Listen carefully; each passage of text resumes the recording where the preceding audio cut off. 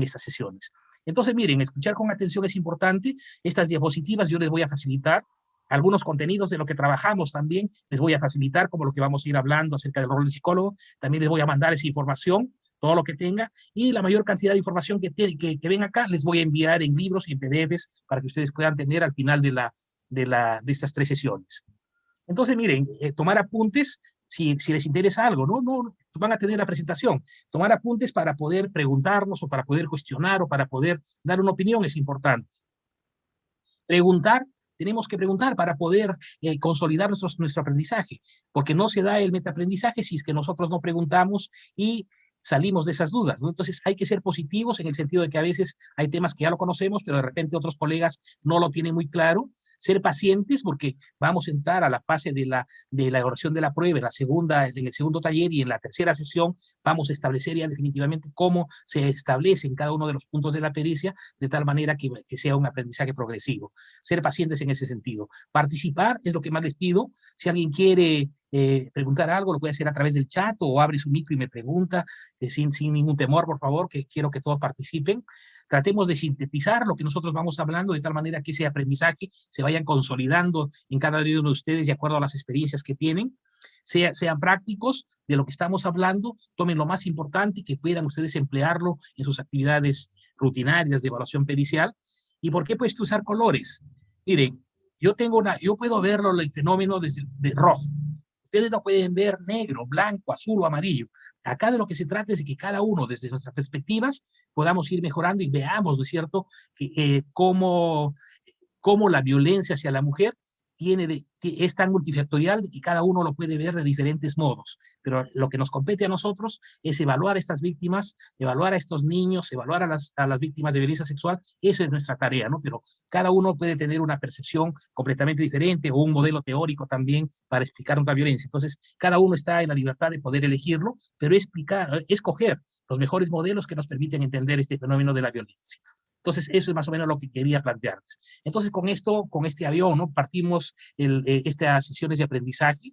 Vamos a tener 3 sesiones en donde vamos a tratar de incorporar una serie de aspectos conceptuales relacionados con la violencia. Y lo primero es, ¿cuál es el rol del psicólogo forense en el marco de la Ley 30364? Entonces, este es el primer módulo que le titulaba así, Rol del psicólogo forense. En este aspecto vamos a desarrollar algunos conceptos básicos relacionados sobre todo con los conceptos de violencia, pero también con algunas ciencias y disciplinas que tienen mucha relación con nosotros y que siempre vamos a interactuar con ellos. Entonces, vamos a hablar de esas disciplinas que tienen mucha relación con el trabajo que hacemos los psicólogos forenses.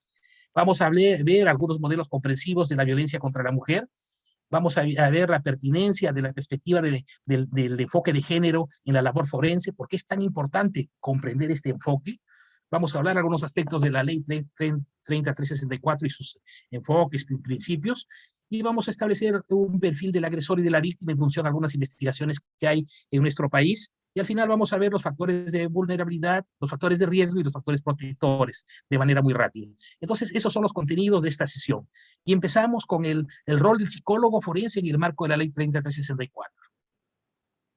Como ya habíamos planteado en un inicio, la labor del psicólogo forense es completamente diferente de la labor de un psicólogo clínico, de un psicólogo educativo, de un psicólogo organizacional. La misma palabra forense deriva de foro, ¿no? Y el foro no era sino la plaza, el mercado, el espacio público, la plaza principal de una ciudad romana en donde se reunían para establecer algún problema o resolver algún problema. Entonces, ese era el foro. De igual manera, nosotros los psicólogos, lo principal que nosotros hacemos no es la elaboración de la pericia, sino es la ratificación de esa pericia o la del desahogo de esa prueba que nosotros hacemos en el acto de juicio oral. Es ahí donde vamos a presentar nuestra pericia y es ahí donde va a constituirse el medio de prueba cuando lo han escuchado los integrantes, ¿no es cierto?, los jueces, el fiscal. Entonces, es en ese momento que se va a convertir en un medio de prueba. Entonces, vamos a ver cuál es el rol que tiene el psicólogo. Entonces, miren, nosotros nos desenvolvemos en un marco jurídico. Yo les he contado de que yo trabajo con 107 abogados, más o menos, ¿no? Del área penal, del área de víctimas, del área de asistencia familiar, también tenemos conciliadores, entonces en ese marco jurídico desempeñamos nuestras funciones.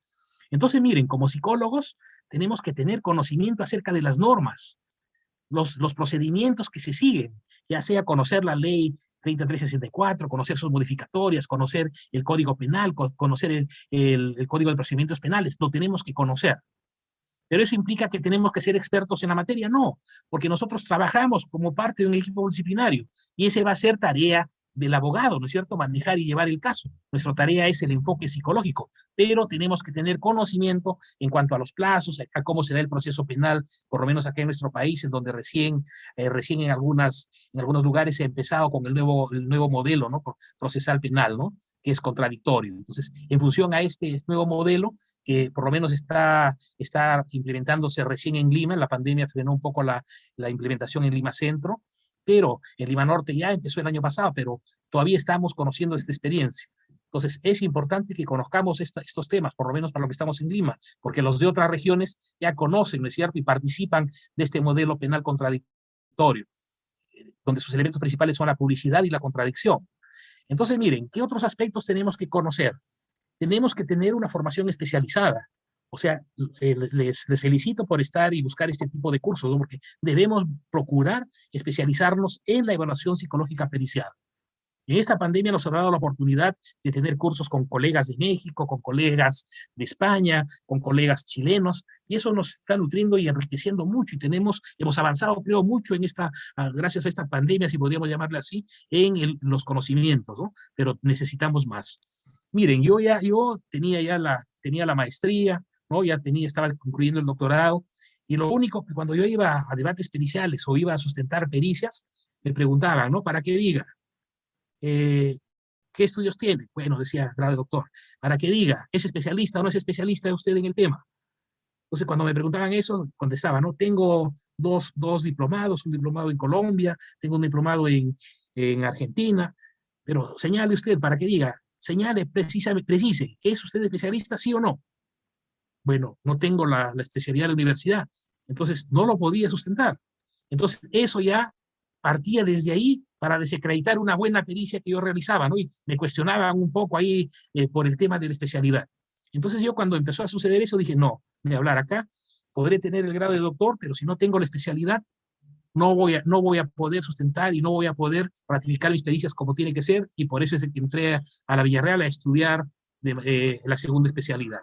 Entonces, miren, la ratificación pericial es un hecho en donde se identifica al perito y se ve cuáles son las competencias que él tiene para haber realizado esa pericia. Entonces, desde ahí empieza la valoración de la prueba, desde el hecho de que le preguntan al perito dónde trabaja, cuál es su experiencia, si tiene la especialidad o no lo tiene. Entonces, esos aspectos son fundamentales.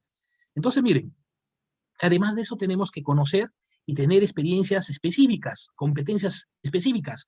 Una de las competencias, ¿no es cierto?, desarrollar y conocer cuál es la metodología de evaluación pericial en casos de violencia, en casos de violencia sexual, en casos de víctimas, bueno, en el caso de nosotros, víctimas de accidente de tránsito. Entonces, diferentes metodologías para diferentes situaciones relacionadas con tipos de evaluaciones periciales. Entonces, eso tenemos que conocer. Los enfoques también, ¿no? El enfoque de género, de derechos humanos, intercultural, de salud pública, el enfoque intergeneracional, que van a marcar las diferentes intervenciones de acuerdo a estos enfoques que nosotros podamos ir reconociendo e introduciendo como competencias en nosotros.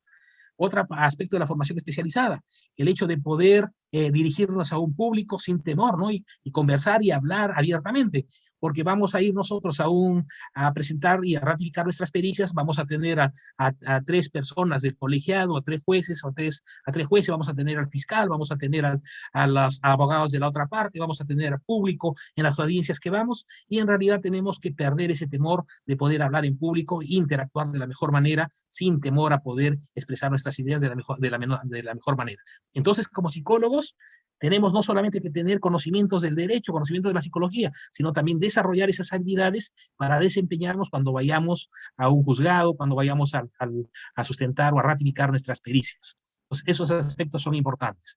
Entonces, miren, el otro aspecto, por lo menos, ¿no? En la defensa pública, como trabajamos con 100 abogados, muchas veces ellos dicen, no, mira, tengo este caso, ¿no? Quiero que me hagas una pericia. Y ellos muchas veces esperan de que las pericias les sirven su teoría del caso, ¿no? Ellos esperan de que nos mandan un agresor sexual, que ya lo evaluaron en el Instituto Vecinal Legal, y quieren que ellas digamos de que no tiene el perfil, pues, de agresor sexual, ¿no?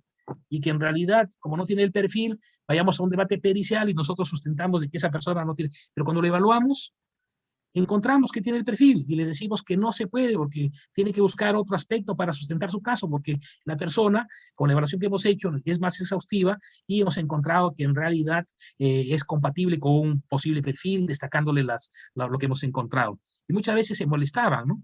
Entonces, miren, eso tiene que ver con el código de ética. O sea, nosotros tenemos que hacer todas nuestras pericias ajustándose a la ética que nosotros tenemos. Y es importante leer el código de ética del psicólogo peruano y también la ley del trabajo del psicólogo peruano, que más o menos enmarca el trabajo que nosotros hacemos. Y otra también donde hay muchos aspectos relacionados con la ética, son los códigos de conducta de la APA, que nosotros también los debemos incorporar en nuestras actuaciones que hacemos a diario.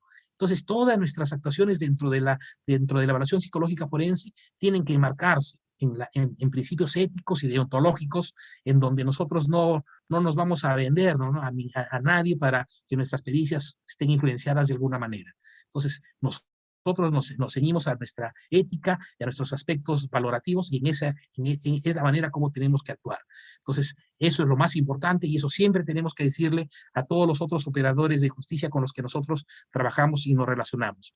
Por ejemplo, un aspecto que nos cuestionan a nosotros cuando vamos, porque nosotros en los informes firmamos como psicólogo forense, perito de parte.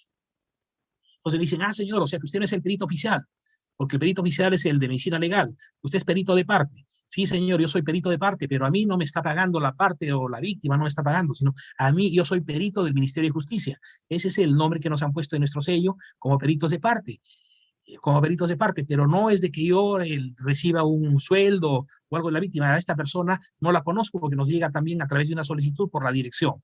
Entonces, desde ahí ya empiezan un poco los cuestionamientos, ¿no es cierto?, a la actuación que nosotros podemos realizar como actuaciones parcializadas, pero no, o sea, se ciñen estrictamente, como les señalo, aspectos éticos y deontológicos. Y sobre todo entender que nosotros trabajamos con equipos multidisciplinarios. Trabajamos con una médico legista, con un perito criminalístico, con trabajadores sociales, de tal manera que muchas veces no se presenta solamente informe psicológico, sino que también hay un informe de la médico legista, o también hay un informe de la escena del crimen, del perito criminalístico, o también hay un informe en casos de familia de la trabajadora social. Entonces, miren, todas las pruebas tienen que ser formuladas más o menos en el mismo sentido, ¿no? Y cada uno desde su experiencia más o menos va a valorar los aspectos que va a requerir los defensores públicos.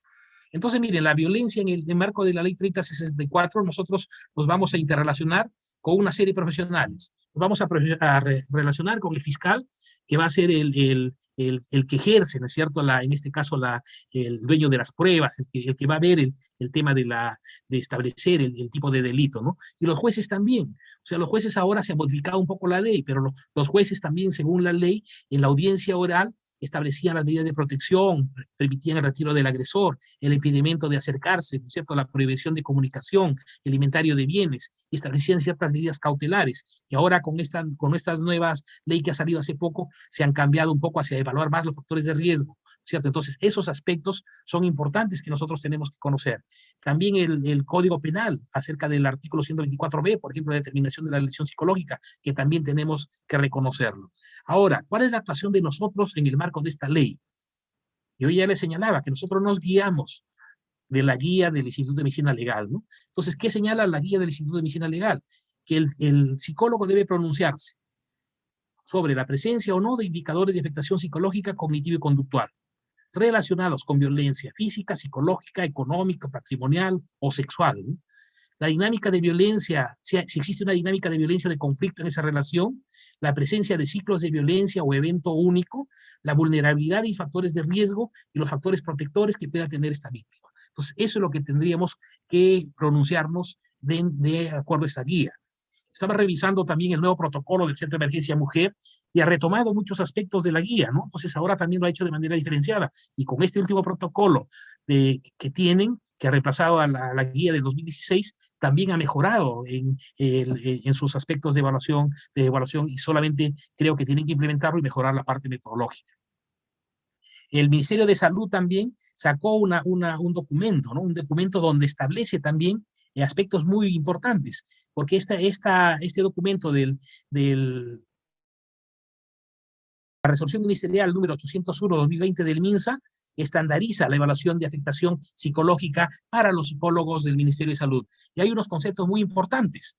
Entonces ahora tenemos, además de las guías del Instituto de Medicina Legal, también tenemos este documento en donde encontramos ya el concepto de afectación psicológica mucho más desarrollado que la guía del Instituto de Medicina Legal, y lo podemos utilizar, como podemos utilizar también los aspectos importantes que tengan las guías del Centro de Emergencia Mujer. Entonces, miren, como psicólogos tenemos ya una serie de instrumentos, pero no solamente tenemos estas guías, sino también tenemos las guías, por ejemplo, del Colegio de Psicólogos de Madrid, las guías del Instituto de Medicina de Colombia, las guías también del Ministerio Público de Chile. Entonces, estas guías nos permiten a nosotros tener marcos teóricos para poder establecer buenos abordajes al momento de hacer las pericias, o al momento de hacer análisis o contrapericias o betapericias, como se conoce. Entonces, miren, esos aspectos y esas guías son las que más o menos manejamos. Ahora, la ley 3364, tenemos que conocerla, conocer el Código Penal, conocer el Acuerdo Plenario 2-2016, que habla sobre las lesiones y faltas por daño psíquico y afectación psicológica, tenemos que conocerlo. Y hay como una serie también que tenemos que conocer de recursos de casación, en donde nosotros vamos a encontrar cómo en realidad cuando llegan a la Suprema se han analizado todas las pericias psicológicas que han hecho, ¿no? Las contradicciones que tiene el psicólogo, y muchas veces en estos recursos de casación encontramos también muchos elementos que nos permiten mejorar la calidad de nuestras pericias, porque ahí es donde los jueces manifiestan las contradicciones que nosotros, los psicólogos, presentamos en nuestras pericias.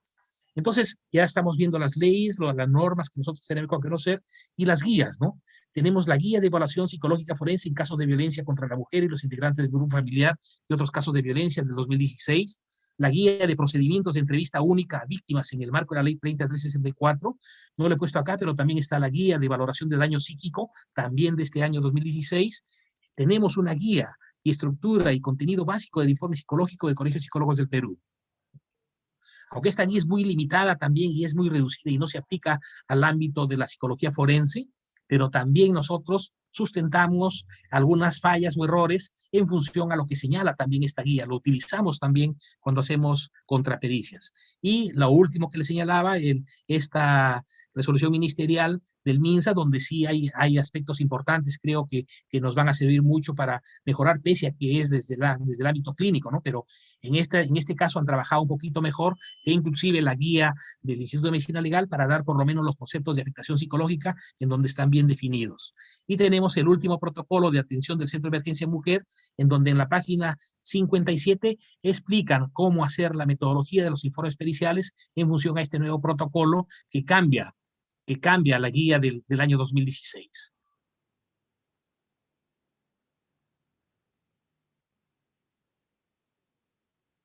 Sí, dígame, ¿cuál es la consulta, por favor?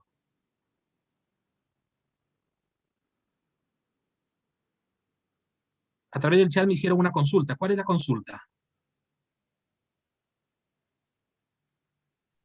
Sí, doctor, buenas noches. ¿Cómo está? Qué gusto, buenas. Bueno, le saluda Luis Sosa Cruz. Una consulta, ¿cómo afecta el decreto legislativo 1470-2020 en nuestras funciones periciales en el ámbito de violencia? Yo diría que no nos afecta, sino va a nutrir un poco más la capacidad que nosotros tenemos para poder realizar las evaluaciones periciales. Entonces, Porque, o sí, sea, este decreto en el artículo 4.3 hace mención de que el juez ya no necesita de un informe psicológico, mucho menos de un informe social y tampoco de una ficha de valoración de riesgo para pronunciarse respecto a las medidas de protección, por ejemplo. sí. Entonces, parece que están eximiendo ya la función del psicólogo. No, ese sabe que ese es en el caso de la pandemia, ¿no? En función de la pandemia se vio que era imposible establecer medidas de protección inmediatas, que eran necesarias porque los agresores estaban en el domicilio y no había la manera de poder controlar en el momento de la pandemia. Entonces, con este decreto lo que se buscaba era de establecer las medidas de protección inmediatas, donde el juez pueda determinar esto de acá, de tal manera de que se valore el riesgo y en función a eso se actúe de manera inmediata. Entonces eso no perjudica porque el proceso va a continuar, es solamente para las medidas de protección efectivas y para lograr que el agresor pueda salir del domicilio donde se encuentra la víctima. Entonces esto lo hicieron pensando en estas circunstancias que estamos atravesando, pero eso no obvia, ¿no es cierto?, a que después se continúe con el procedimiento de las evaluaciones periciales. Entonces esto lo plantearon para este tema del riesgo que implicaba en estas circunstancias y que era necesario tomar unas medidas de protección inmediata, ¿no? Y eso lo explican claramente los jueces, ¿no? Entonces, también lo han valorado desde también las especialistas del Ministerio de la Mujer que propusieron esto, pero no hay que tener temor porque en realidad en todos los casos en todos los casos se están presentando ahora pericias, pero la valoración del riesgo sí se lo hace de manera inmediata. Y miren, en España, cuando nosotros hace poco tuvimos una charla con Ramón Arce, y Ramón Arce señalaba que en España no es como acá, ¿no? Nosotros acá valoramos la afectación psicológica, que es un término psicojurídico. En España no. En España solamente se valora el daño psíquico. O sea, se valora y se lleva a un proceso penal solamente cuando la persona tiene un trastorno de estrés postraumático, cuando puede tener un problema de atracción grave o un cambio de personalidad ya producto de la violencia. Entonces, eso, para que transcurra eso, como los criterios que tenemos acá de daño psíquico, tienen que pasar 6 meses. Entonces, en España dice, ¿no? Como el proceso demora, ya cuando llega para la evaluación del psicólogo, ya ha pasado cerca de 6 meses, y es ahí donde nosotros podemos evaluar. Entonces, en ese sentido, es en España. Entonces, Ramón Arce, ¿qué decía? Lo más importante aquí en España es la valoración de riesgo inmediato. O sea, no deberíamos evaluar acá también afectación psicológica al inicio, sino los psicólogos también, como lo hacen en España, ¿no es cierto? Deberíamos también empezar a valorar el riesgo, pero con la metodología que hacen en España, donde se valora a la víctima y también se evalúa todo el contexto en que está inmerso la víctima, de tal manera de que se hace una buena valoración, no solamente con esta ficha, ¿no es cierto?, que se llena de manera inmediata a la policía y con eso están los criterios de valoración del riesgo. No, se estableciendo una correcta valoración del riesgo, ¿cierto?, bajo la metodología de lo psicológica, ¿no?, de toda una entrevista. La última guía es del año 2020, ¿no? La que reemplaza a este manual que reemplaza a este manual del 2016, ¿no? O sea, deja sin efecto el 2016 y sale este protocolo de evaluación para los CENES. Eso le voy a compartir, lo tengo también acá, igual que la resolución ministerial 801-2020 del MINSA, ¿no? Eso les voy a mandar mañana al correo de los organizadores para que ustedes lo tengan y lo podamos discutir en la siguiente sesión y ver qué aspectos son importantes de lo que estamos viendo en estos nuevos documentos del CEN y del Ministerio de Salud. Eso les voy a alcanzar ahora en la noche, les mando un correo para que lo puedan difundir con ustedes. Entonces, miren, ¿con quién más nos relacionamos? Con médicos legales o médicos forenses, ¿no? También vamos a nosotros a nutrirnos de ellos, porque vamos a tener también el acceso dentro de las carpetas fiscales o carpetas defensoriales o los expedientes que tengan en el CEN, también tenemos acceso a estas pruebas. Y estas pruebas ya nos dan ciertos indicadores, si en realidad hubo violencia física o violencia sexual, y nos permiten mejorar los criterios que nosotros podamos tener para la entrevista y también para el diagnóstico que nosotros podemos realizar. Tenemos también contacto con peritos criminalísticos, trabajadoras sociales, abogados, psicólogos comunitarios, promotores dentro de los CENES, que de todas maneras trabajamos en equipos multidisciplinarios y es importante que integremos nuestro trabajo, ¿no? En el CEN su trabajo es mucho más amplio, no solamente de atención a la víctima y hacer el informe, también es parte de un trabajo preventivo y de trabajar con la mujer, a diferencia del Instituto de Medicina Legal, en donde solamente hacen solamente peritajes. En nuestro caso no. En el caso del Ministerio de Justicia hacemos pericias, pero también brindamos consejería, asesoría a todos los defensores públicos, ¿no? Entonces, de tal manera de que también esa es nuestra labor y la capacitación con ellos también es parte de nuestro trabajo. Entonces se dan cuenta, o sea, son diferentes maneras como desempeñamos nuestro rol, tanto en el Centro de Emergencia Mujer, en el Ministerio de Justicia, en el Instituto de Medicina Legal y también los peritos de la policía y también los de los equipos multidisciplinarios del Poder Judicial. Entonces cada quien tiene ciertas labores que nos hacen un poquito diferentes de otro, ¿no? Pero la esencia de nosotros es hacer los informes psicológicos periciales o formular los protocolos de pericia, y ese es el trabajo central en que tenemos que guiarnos. Entonces, miren, les estoy planteando esas guías. Ahora la nueva, esta que estoy planteando, la resolución ministerial 801 del MINSA, que me parece muy clara en lo que es las definiciones de afectación psicológica y algunos otros criterios que plantea, aunque se olvidan de decir, ¿no? De señalar dentro de la metodología que el psicólogo forense utiliza la entrevista psicológica forense y no la entrevista clínica o no la entrevista sola. Y esos son motivos de cuestionamientos cuando encontramos que alguien señala de que en el informe ha utilizado la entrevista clínica o la entrevista psicológica, ¿no? ¿Por qué? Porque las guías y todos los manuales de psicología señalan que el psicólogo, una de la metodología de la entrevista es la entrevista psicológica forense semiestructurada. Eso es lo que tenemos que aprender. Protocolo de atención, entonces, estos son los temas centrales, ¿no? De cómo tenemos que ver nuestro rol de psicólogos en el marco de esta ley. Entonces nosotros, como psicólogos, somos especialistas en valoración psicolegal, no somos especialistas en psicología clínica. Nosotros vamos a establecer valoraciones psicolegales, es decir, que los términos que nosotros tenemos de afectación psicológica y daño psíquico y de los conceptos de vulnerabilidad son conceptos psicolegales, que no han sido creados por psicólogos, sino han sido creados por abogados, ¿no es cierto?, que lo han llevado para que nosotros podamos explicar y relacionarlos con un evento dañoso. Entonces, establecer esa relación de causalidad entre el efecto dañoso y la sintomatología es lo que nosotros vamos a hacer. Y por eso es que nosotros vamos a convertir términos psicológicos en términos psicolegales para poder explicar nuestras pericias. Entonces, miren, un proceso pericial, un proceso de evaluación pericial es un tema complejo. En este tema complejo vamos a desarrollar una cierta metodología que tiene que ver desde la observación, la entrevista y todas las fases. Esto de acá se va a transmitir al operador jurídico a través de un protocolo de pericia o un informe psicológico, como le llamemos, y esto de acá se va a convertir en medio probatorio cuando nosotros lo vayamos y ratifiquemos nuestras pericias delante del colegiado, ¿no? En un juicio oral. Entonces, ahí se va a convertir en medio probatorio.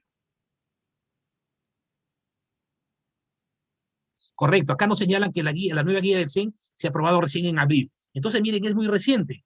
Pero entonces, esa es la guía que tiene mucha base en la guía del Instituto de Medicina Legal y es sobre la que ustedes tienen que trabajar y ver cómo lo que nosotros vamos a hablar en estas 2 sesiones que vienen lo adaptan ustedes a los contenidos de su guía, los que trabajan en el CEN, de tal manera de que empiecen a hacer muy buenas pericias. Miren, nosotros en el Ministerio de Justicia antes teníamos cerca de un mes para hacer una pericia. O sea, teníamos el tiempo suficiente para hacer una pericia, analizarlo, procesarlo y hacer la mejor pericia que nosotros podíamos hacer porque no teníamos limitaciones del tiempo. Pero como siempre los jefes, ¿no es cierto? Empiezan a querer, o dicen, ¿no? De que hay psicólogos de que se demoran mucho y que no se puede controlar el tiempo. Hemos tenido en la última reunión en donde nos fijaron ya como después de nosotros reclamar mucho que nosotros no podemos hacer una pericia en 5 días, que tampoco lo podemos hacer en 10 días. Entonces, es lo que nosotros al final llegamos a plantear, porque el psicólogo tiene un principio de ética, tiene una ideología, somos los que nosotros manejamos el tema, y no podemos hacer una pericia en una sesión o 2 sesiones, ¿no? Entonces, en función a eso, nosotros planteamos como el tiempo de 20 días después de la última sesión, ¿cierto? Y en esa, todos los psicólogos del MINJUS nos hemos cerrado en el sentido de que ese es el tiempo que nosotros necesitamos para hacer una pericia de calidad. Claro, el informe pericial es un medio de probatorio y nuestras conclusiones se convierten en elementos de prueba. Claro, porque van a probar el hecho, lo que está sucediendo. Entonces, miren, en ese sentido nosotros, como les comento, esto ha sido lo último que hemos tenido hace cerca de un mes, en donde hemos discutido con nuestros directores de tal manera de que no nos han podido obligar a bajar el tiempo, porque el tiempo de la pericia está relacionado con la calidad, ¿cierto? Tiene que ver con la calidad de las pericias. Entonces tenemos que tener en consideración estos aspectos. Entonces, miren, el psicólogo forense es un especialista en la realización de evaluaciones psicolegales, actividad técnica que consiste en poner en relación aspectos del funcionamiento psicológico con cuestiones jurídicas. Entonces, lo que nosotros tenemos que hacer es establecer esa relación, ¿no?, entre el funcionamiento psicológico de esta víctima con las cuestiones jurídicas que van a necesitar los operadores de justicia para, primero, ver cuál es el tipo penal, el tipo que se ajusta a ese caso, y segundo, ¿no es cierto?, para que se pueda establecer una condena en función a lo que nosotros planteamos. Entonces, como muy bien señala, ¿no?, la pericia médico-legal es importante, pero no es fundamental, porque solamente va a señalar cuál es la afectación física que tiene esa persona, pero no explica, ¿no es cierto?, cómo se produjo ese daño. Entonces, frente a una pericia médico-legista, se necesita una pericia psicológica para que explique cuál es la afectación relacionada con esa afectación psicológica, o sea, con ese daño físico que tiene la víctima. De tal manera de que se pueda acreditar que en realidad esas heridas, esas hematomas que pueda tener, están relacionadas con una situación de violencia explicadas por lo que pueda plantear un psicólogo en su informe pericial. Entonces, miren, esta actividad técnica se lleva a cabo a través del proceso de evaluación pericial psicológica y es transmitida al operador jurídico demandante a través del informe psicológico forense que se convierte en medio probatorio más dentro del proceso judicial. Entonces, ¿qué nos señala Muñoz el año 2011? Ahora, ¿cuál es el rol del psicólogo también en el marco de esta ley, ¿no? O sea, ¿cuál es el rol, por lo menos, que nosotros tenemos, ¿no? Entonces, miren, el rol también es revisar y controvertir. Si a mí me llama, ¿no es cierto?, un abogado y me dice, mire, psicólogo, tengo esta pericia de una víctima, ¿no? Yo quiero que por favor lo analice y me diga qué incoherencias hay o si se puede hacer una contrapericia. Entonces, esa es tarea de nosotros, revisar y controvertir si hay lugar a ello para plantear una contrapericia. Entonces lo podemos hacer, o también un abogado de víctimas, ¿no? Tengo estas pericias de este agresor y por favor quiero que lo revises para ver qué incoherencias hay o qué se puede hacer. Revisar y conceptuar sobre documentos, historias clínicas, fuentes de información colateral relacionadas con el caso. Entonces también cuando nosotros hacemos un informe pericial, nosotros si la persona nos dice que se está atendiendo en el Noguchi, ¿no es cierto?, que se está atendiendo en el Hospital Cayetano Heredia o en el Arco Herrera, nosotros le pedimos que por favor nos faciliten una copia de su historia clínica para saber qué problemas tiene también de salud mental, para conocer toda su historia. Si es un niño que es víctima de violencia, también pedimos sus libretas de notas, todos los datos que nosotros podamos tener relacionados con este niño. Entonces también lo revisamos y también emitimos nosotros opinión para que los abogados conozcan acerca de qué otros aspectos pueden introducir en sus teorías de caso. Asesorar a la parte solicitante en el diseño de la teoría del caso también. O sea, les podemos explicar, o sea, de acuerdo a lo que nosotros vemos o analizamos, cuál debería ser la opción y cómo ellos podrían sustentar su teoría del caso. Asesorar durante todo el proceso y en específico en el desarrollo de las audiencias, aportando en el diseño de preguntas para el interrogatorio y contrainterrogatorio. Entonces, miren, va a haber un psicólogo que le va a aconsejar a este perito en función a las conclusiones de la pericia que tiene, si le es favorable, aconsejarle en el sentido de cuáles son las preguntas que tiene que hacerle para que el colegiado, ¿no es cierto?, ratifique y vea que esa es una pericia coherente y que en realidad está muy bien formulada y tratar de convertirse en medio de prueba idóneo. Pero si tiene fallas, también se la asesora para que el abogado o el defensor público pueda cuestionar estas pericias. Entonces, miren, muchas veces se plantean, ¿es ético eso? Claro, esto lo he sacado de un libro colombiano, de un libro de psicología forense colombiana, que también se hace, tienen estos roles en Colombia. Entonces, es parte del proceso. Entonces, la pregunta ¿es ético señalar esto? Entonces, cuando nosotros nos preguntamos eso es si la pericia tiene fallas mínimas, que no son evidentes, ¿no?, que no van a poner en riesgo las conclusiones, el análisis, se ha empleado una correcta metodología y hay un error pequeño del perito, o sea, no vamos a decir nada, ¿no? O sea, en realidad no vamos a hacer una contrapericia, solamente hacemos las contrapericias cuando sí encontramos errores graves. Ejemplo, ¿no? Un niñito, por ejemplo, es agredido sexualmente, supuestamente un amigo de un papá, y cuando se va este niño, cuando está en su casa, ¿no? Pasan 6 meses y este niño tiene un ataque. Y el ataque resultó que este niño había sido contagiado de sífilis. Entonces habían pasado 6 meses y había sido contagiado de sífilis y le preguntan al niño y el niño no sabía quién lo había hecho en primer lugar, pero lo culpan al amigo del papá que esa mañana se quedó tomando desayuno con los niños. Cuando se piden las pruebas del médico, las pruebas para ver si esta persona tenía sífilis, no tenía sífilis, ¿cierto? Y el niño tenía sífilis. Entonces, esta persona era improbable que haya podido contagiar a este niño. Entonces, dentro del análisis de la entrevista en cámara Gesell, se encontró de que la psicóloga había hecho muchas preguntas sugestivas al niño, en donde la psicóloga prácticamente le decía, ¿no? A ver, cuéntame, por ejemplo, que se haya llamado Carlitos, ¿fue Miguel el que te puso su pipilín en tu potito? Entonces, esas son preguntas sugestivas que orientan la respuesta del niño. Entonces, en función a ese análisis, se elaboró, por ejemplo, una contrapericia de la entrevista en cámara Gesell y también del informe psicológico, ¿no? Otra falla que había cometido esta psicóloga, en donde tenía que haber puesto los datos del niño, había copiado y pegado todos los datos del hermanito en la historia del niño, que era el que había sido supuestamente agredido sexualmente. Entonces eran fallas graves. Entonces, miren, en ese sentido se hizo esta contrapericia y se fue a debate pericial y también se fue a, y también se fue a debate pericial y se analizaron las pruebas en relación a esto que les estoy planteando. Entonces, miren, ¿con qué otra ciencia nosotros nos relacionamos y quiénes nos permiten entender los fenómenos en los cuales nosotros tratamos de explicar, ¿no? Entonces, la ciencia que enmarca todas las actividades que realizan las otras ciencias que trabajan en el ámbito forense es la criminología. La criminología fue creada por el francés Paulo Ortopirard en 1789 y es la ciencia, ¿no es cierto?, que etimológicamente proviene de vocablos grecolatinos que significan ciencia del delito o estudio del delito. Entonces la criminología es la ciencia que va a estudiar el delito, pero vamos a ver que no solamente estudia el delito, sino que también va a estudiar a la víctima, va a estudiar al agresor y también va a estudiar la manera como se puede controlar o manejar los delitos. Entonces la criminología es una ciencia amplia en donde estamos también nosotros inmersos, que va a permitir estudiar, ¿no es cierto?, los fenómenos como el tema de la violencia contra la mujer.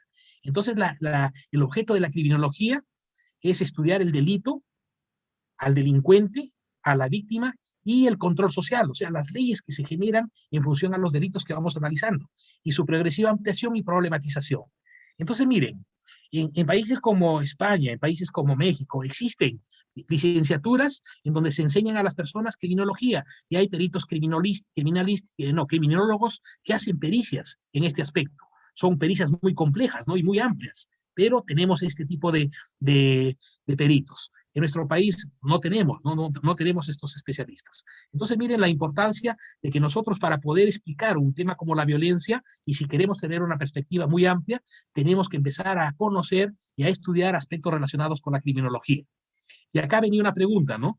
¿Cuál sería su opinión desde una perspectiva criminológica del delito de feminicidio? O sea, ¿quién podría dar una opinión de cuál sería la perspectiva criminológica, considerando, ¿no es cierto?, el delito, el delincuente, la víctima y el control social? Una explicación con sus propias palabras que engloben estos 4 elementos que estudia la criminología, que ese sería una definición criminológica. ¿Quién podría plantear este ejemplo? ¿Quién podría contestar a este ejemplo? A ver, por favor, ¿quién podría participar? ¿Cuál sería su opinión desde una perspectiva criminológica del delito de feminicidio? Lo único que tiene que hacer es hablarnos del delito, del delincuente, de la víctima y el control social.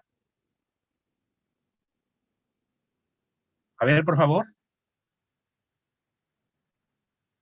Sin temor, estamos acá para poder entender, ¿no?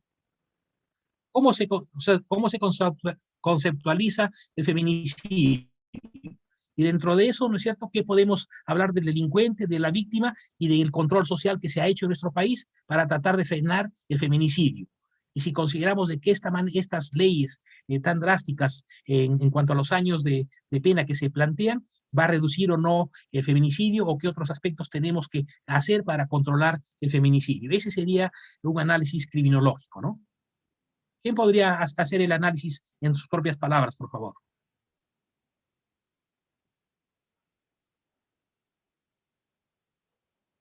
A ver, por favor, lo escuchamos. ¿Quién quiere participar?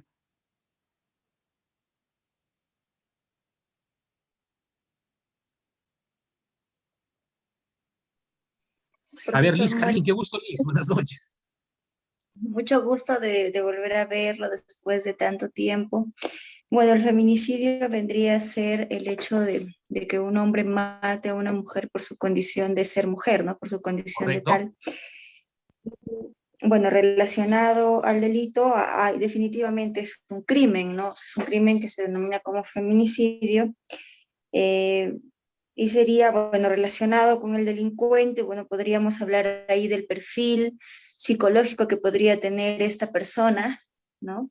Porque todo lo que es relacionado a la criminalística no solo analiza a la víctima, ¿no? Sino también analiza en este caso al que comete el feminicidio, ¿no? Ya. Entonces podríamos ahí describir características psicológicas y todo ello. Y respecto al control social relacionado con las sanciones, es evidente pues que no frena esto, ¿no? Porque cada vez las estadísticas de violencia y que terminan muchas veces en un feminicidio van en aumento, ¿no? En Cajamarca, por ejemplo, el año pasado se tuvieron 3 feminicidios en lo que es del 2020 y, si no mal recuerdo, 7 tentativas. Entonces, no ha disminuido, todo lo contrario, va en aumento. Entonces, si tendríamos que hacer un análisis de esto, el feminicidio a través una perspectiva criminológica vendría a ser la muerte de una mujer por su condición de tal en manos de una persona que probablemente tenga un perfil con tendencias psicopáticas, y que no ha habido un control por la sociedad y la sociedad incluyendo al sistema a todas las instituciones encargadas, ¿no? Desde la policía hasta el Ministerio de Justicia, el Ministerio de la Mujer, entre otras instituciones, ¿no? Eso es lo que podría Gracias, comentar. gracias Liz Maestro, por tu gracias. comentario. Gracias, muy amable, gracias por tu comentario. Miren, entonces, Liz nos está diciendo, tratando de hacer un análisis, ¿no es cierto?, de las diferentes componentes o de los diferentes aspectos que estudia la criminología. Entonces, la importancia, y como ella bien señala, ¿qué sucede? ¿Por qué no podemos frenar el feminicidio? ¿Qué está pasando con el control social? Y miren, ¿quién da las leyes? Las leyes lo dan los congresistas. Y los congresistas tampoco tienen experiencia o no conocen tampoco de criminología. Por ejemplo, en los delitos sexuales, las penas son altísimas, ¿no? Que van desde cadena perpetua hasta las mínimas son 9 años, 10 años, 15 años. Entonces son penas altas. Y como psicólogos también tenemos que plantear de que en realidad la reincidencia, por lo menos en algún tipo de agresores, es mínima. Miren, en el Ministerio de Justicia tiene un estudio donde analiza, ¿no es cierto?, de 89,000 internos en los penales, más o menos 16,000 son internos por delitos sexuales y solamente 2,000 son reincidentes. Entonces, a nivel mundial, solamente el 14% de agresores sexuales reinciden, que es bajo ese porcentaje, ¿no? Entonces, de ahí la importancia de los estudios, por ejemplo, de evaluación de la probabilidad de riesgo de reincidencia, ¿cierto? Que debería ya empezar a tomarse para ver si estas personas van a reincidir o no, de tal manera de que no estemos llenando los penales. Entonces, esos aspectos los estudia la criminología. Entonces, son tan importantes estos aspectos de que nosotros, que tienen que ver con el control social, no solamente el derecho penal a través de las leyes, ¿no es cierto?, y las penas tan altas deberían ser formas de control social, sino que deberíamos buscar formas alternativas de control social, ¿no?, para ver cómo disminuimos este tema y también trabajar los otros aspectos relacionados con el contexto en que se dan estos fenómenos que tienen que ver con el tema de género, en la sociedad patriarcal que tenemos, que incide, ¿no es cierto?, en la formación de estos delincuentes que al final matan a sus mujeres. Entonces, esos aspectos es importante que nosotros lo analicemos y veamos y estudiemos y profundicemos un poco más en el estudio de la criminología, ¿no? Entonces, en este contexto también, a partir de 1950, nace este nuevo concepto de la victimología. Entonces, antes se daba solamente importancia al estudio del delincuente, ¿no? Entonces, inclusive acá en nuestro país, la defensa pública solamente se orientaba a trabajar con agresores sexuales, con personas que habían cometido algún delito, pero nadie se encargaba de la víctima.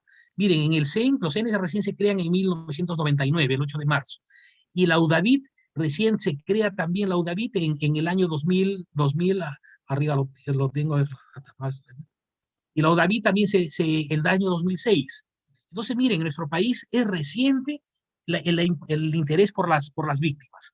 En el año 2012, por ejemplo, el Ministerio de Justicia no tenía abogados de víctimas y tampoco tenía abogados de asistencia familiar, que eran 2 abogados importantísimos para reducir el tema de la violencia, ¿no?, para trabajar este tema, pero no, se le daba mayor importancia al delincuente. Recién, últimamente, se empieza a dar mayor atención a la víctima. Núñez, en 2010, refiere que para que esta nueva ciencia, el objeto es la víctima, el estudio psicológico y físico de la víctima y de los factores victiminógenos. Entonces, esta es la importancia, que empezamos a considerar a la víctima.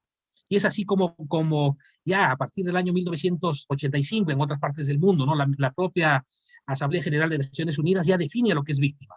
Y va a definir a la víctima como la persona que individual o colectivamente hayan sufrido daños, inclusive lesiones físicas o mentales, y sufrimiento emocional, pérdida financiera, menoscabo sustancial de sus derechos fundamentales como consecuencia de acciones o omisiones que violen la legislación penal. Pero no solamente habla de la persona que sufre el hecho, sino que también inclusive los familiares se pueden constituir en víctimas. Y así nace la victimología, ¿no? Hablamos de victimización primaria, victimización secundaria, victimización terciaria e inclusive victimización de cuarto grado. Entonces, en estos aspectos es importante considerar que tenemos que conocer aspectos relacionados con la criminología, o saber, ¿no es cierto?, de por qué se dan los delitos, por qué se está dando el delito de feminicidio en Cajamarca, qué aspectos inciden ahí, por qué es alto el índice de violencia física en Cajamarca, por qué es alto la incidencia de violencia sexual a menores en Lima o en Lima Norte. Entonces, esos aspectos tenemos que hacerlo y conocerlo. Se preocupa entonces la criminología de conocer las causas por las cuales la persona delinque, las circunstancias que lo llevaron a la comisión del delito y su relación con la víctima. Entonces, miren, si conocemos estos aspectos, podemos establecer mejor nuestros informes psicológicos tratando de establecer estas relaciones. Y el otro aspecto importante también es la investigación criminal o la criminalística. La criminalística ya se va a encargar, ¿no?, del cómo, cuándo, dónde y quién realizó este delito. Tiene una importancia práctica como áreas de estudio, nos va a permitir entender lo que es el delito también, el delincuente y la víctima, pero desde un enfoque de investigación criminal. Entonces la criminalística también, nosotros nos relacionamos mucho. Cuando hay un feminicidio, ¿no es cierto?, el criminalístico va a hacer toda la investigación criminal para determinar qué, cómo, cuándo, dónde sucedieron estos hechos.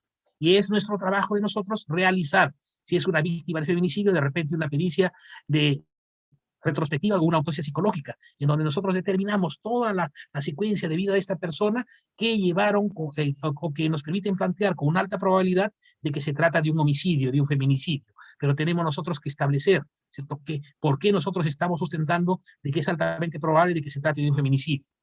Entonces, miren, la criminología, la criminalística que diré, es una ciencia auxiliar del derecho, cuyo objetivo es descubrimiento, explicación y pruebas de los delitos, así como la verificación de sus autores y víctimas.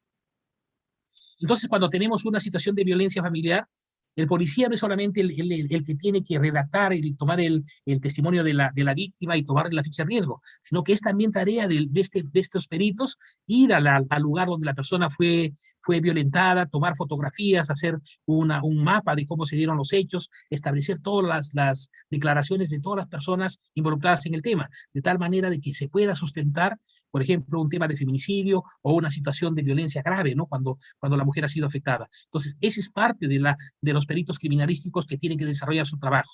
Pero ese trabajo va a ser esencial para que nosotros los psicólogos tengamos los elementos necesarios para poder hacer una buena pericia, porque al final vamos a tener todos esos elementos, ¿no? Desde el inicio del caso vamos a poder nosotros revisar todas esas pruebas o evidencias que tienen los peritos criminalísticos, de tal manera que se van a nutrir nuestros informes periciales. Entonces, nosotros formamos parte, como psicólogos forenses, de las ciencias forenses. La criminalística también forma parte de las ciencias forenses, y todos que engloba estas ciencias forenses es la criminología.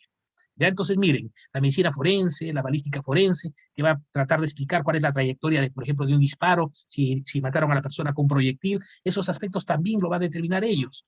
Si es una química forense, si es que la persona fue envenenada, antropología forense, si la persona fue enterrada, ¿no es cierto?, en algún lugar, y se puede hacer un levantamiento de cadáver y tratar de descubrir, de acuerdo a sus características, poder ver quién era la víctima. O también si la persona entró con una máscara, con un antifaz o con una gorra, también por determinadas características antropológicas, hacer un reconocimiento de estas personas. Entonces, esos son los otros peritos que trabajan también con los psicólogos forenses. El dibujo y la planimetría, ¿no? O sea, los dibujos y los esquemas que hacen de las escenas del crimen, de los lugares donde ocurrieron los hechos violentos, si hubieron huellas, la dactiloscopía, la fotografía forense, la mecánica forense, entonces la psiquiatría forense. Todas esas ciencias nos van a permitir a nosotros como psicólogos entender mejor, ¿no es cierto?, los procesos que nosotros seguimos. En el caso de nosotros, ya les digo que tenemos un perito criminalístico y una médico legista, con el cual podemos analizar estos casos de la mejor manera.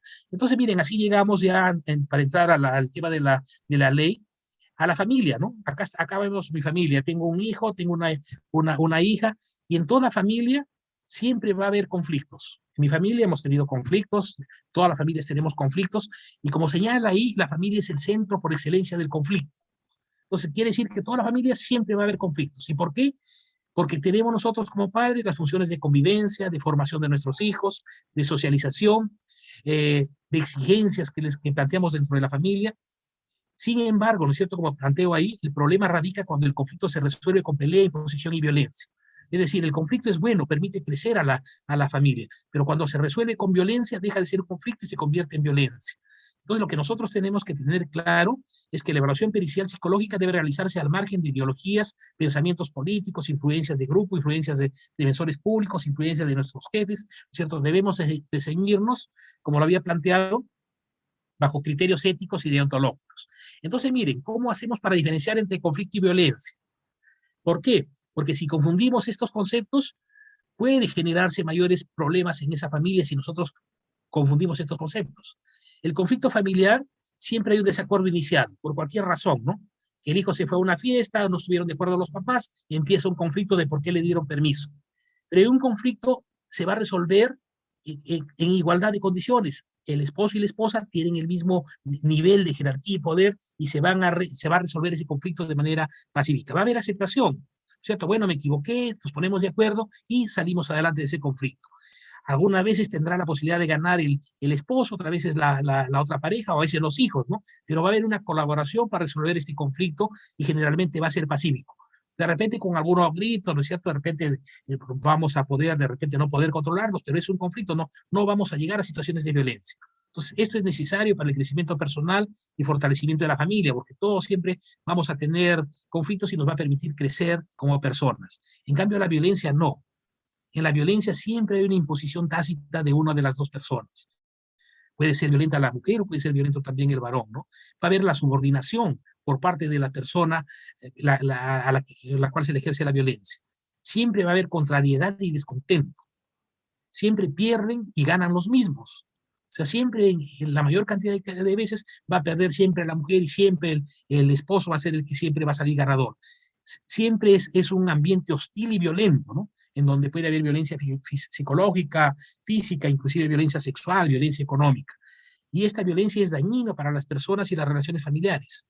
Entonces, esas diferenciaciones nos deben de permitir a nosotros entender cuándo estamos en una situación de conflicto y cuándo estamos en una violencia familiar, y nos debe permitir poder orientar a las personas si podemos distinguir, ¿cierto?, estos aspectos. Y la pregunta es ¿por qué? ¿Qué nosotros aconsejaríamos si determinamos de que es una situación de conflicto y no es una situación de violencia? ¿Qué le diríamos a esa persona que está atravesando por una situación de conflicto familiar y vemos que no es una situación de violencia? ¿Qué le diríamos a estas personas? A ver, ¿quién podría decir qué le diría, ¿no?, a esta persona si se ha podido hacer esta distinción? Creo, profesor, que es muy importante poder realizar la diferencia entre esto. Por ejemplo, voy a dar mi respuesta con un ejemplo, ¿no? Muchas veces al CEN acuden mujeres en su mayoría, porque equivocadamente se cree que el CEN no atiende a varones, ¿no? Cuando son temas de violencia, pero en realidad sí se los atiende. Entonces acuden en busca de ayuda terapéutica, ayuda psicológica, ¿no? Y no necesariamente, en algunos casos sí hay violencia, pero en otros no. En otros hay lo que usted menciona, ¿no? Un conflicto, una falta de, hay una comunicación inadecuada dentro de la pareja, ¿no? Y muchas veces no es violencia, ¿no? Entonces lo que se les sugiere allí es que busquen ayuda terapéutica, ayuda psicológica, puesto que el SEN no brinda terapia, ¿no?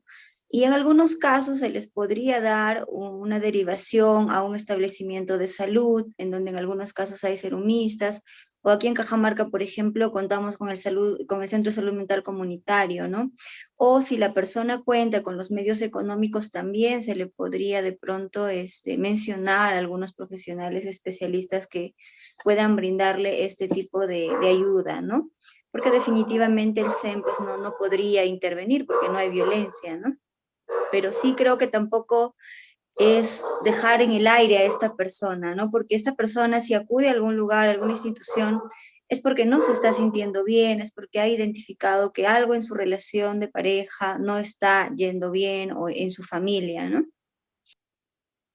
Correcto, muchas gracias, Luis. Miren, esa es la verdad. Entonces, nosotros tenemos que hacer esta distinción, ¿no? Y si nosotros distinguimos esto, tener una agenda donde nosotros podamos derivar a estas personas para que puedan, como bien señalaban también en el chat, de repente es un problema que necesitan ir con un conciliador, ¿no? Por ejemplo, es un problema donde están fijándose la pensión de alimentos y están enfrentados en un conflicto, pero es un conflicto, no es una situación de violencia, porque la violencia tiene un periodo un periodo largo, ¿no es cierto? Y siempre ha sido la relación violenta y vamos a encontrar ciertas características, como vamos a ver más adelante, que nos indican que es una relación de violencia, pero si solamente están en un desacuerdo porque no se ponen de acuerdo por la pensión, entonces nosotros podremos decirle, no, mira, no es una situación de violencia, ¿para qué vas a denunciar? Es mejor que vayas con un conciliador, de tal manera que si ustedes puedan ponerse de acuerdo y poder fijarse la pensión para el bienestar de sus niños, ¿no? Entonces, ese es un ejemplo, por ejemplo, y como tú bien lo planteabas. Entonces, es importantísimo distinguir estos dos aspectos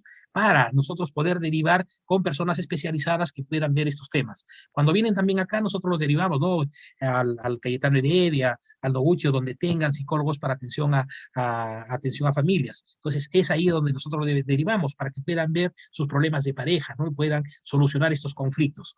Ya si se determina que es una situación de violencia, de hecho que se actúa, ¿no? Y se empiezan los procesos de denuncia, como lo vamos a ver más adelante, que eso sí es inevitable y se tiene que proteger a las víctimas. Otro aspecto importante, la valoración del riesgo, ¿no? Si vemos que en realidad es un riesgo leve o no existe riesgo y se encuentra de ese nivel de conflicto, no tendríamos por qué intervenir, porque si hacemos que esta persona denuncie, en realidad vamos a complicar esa situación y de repente donde una relación en donde podía haber todavía una situación de entendimiento entre la pareja, y en realidad vamos a lograr con esa denuncia que en realidad se genere ahí sí una situación de repente de violencia, ¿no? Entonces, esos aspectos son importantes. Entonces, ¿cuáles son los modelos comprensivos de la violencia contra la mujer? Existen muchos modelos, ¿no? Antropológicos, sociológicos, clínicos, pero vamos a ver cuál es el modelo. La Convención Belén do Pará señala que la violencia contra la mujer constituye una violación de los derechos humanos y las libertades fundamentales y limita total o parcialmente a la mujer en el reconocimiento, goce y ejercicio de tales derechos y libertades. Entonces, es lo que señala la Convención Belén do Pará. Entonces, la violencia en general es invisible. Solamente nosotros percibimos la violencia que es directa y que deja huellas, pero en general esta violencia es invisible, es mínimo lo que nosotros podemos observar, ¿no? Y muchas veces no es evidente la violencia. Entonces se dan diferentes tipos de violencia, la violencia de género, por ejemplo, ¿no? Que está basado en este enfoque, en este concepto de género, y que va a tener todas unas características especiales para que nosotros podamos determinar, en este caso, por ejemplo, fue femicidio, la mujer murió por su condición de tal, pero tenemos que explicar qué aspectos de género llevaron a que esta mujer muera y cómo se dio esa relación, ¿no? Esos aspectos los vamos a ir viendo. Puede ser una situación de violencia en donde no haya una situación de género. Y puede ser también una violencia intrafamiliar con los abuelos, los hijos, en donde no está implícito este concepto de género. Entonces, ¿qué es los conceptos? ¿Cuáles son las características de la violencia? Primero, que se ha naturalizado, porque como no es visible, hemos naturalizado muchas situaciones de violencia y minimizamos su gravedad, ¿no es cierto? La frecuencia o el impacto que pueda tener. Entonces, esos conceptos tenemos que tenerlo en cuenta, que no podemos naturalizar ni minimizar las situaciones de violencia. También, la ausencia de la percepción de riesgo por parte de las víctimas hace que se minimice la violencia, porque ellas muchas veces como ya han naturalizado y minimizado estas situaciones, ellas no reconocen, ¿no es cierto? O no tienen una percepción de riesgo, sobre todo en las víctimas de feminicidio. Ellas no reconocen que son personas que están en un riesgo inminente. Entonces, la violencia basada en género generalmente es relacional e intencional. ¿Qué significa? Que va a haber una intención por parte del agresor. Su comportamiento va a tener una finalidad. O sea, no es una reacción meramente explosiva que lo puede tener una persona con un mal carácter, sino que estas personas tienen un comportamiento orientado a obtener ejercer el dominio y el control de la mujer. Entonces, ese es el concepto.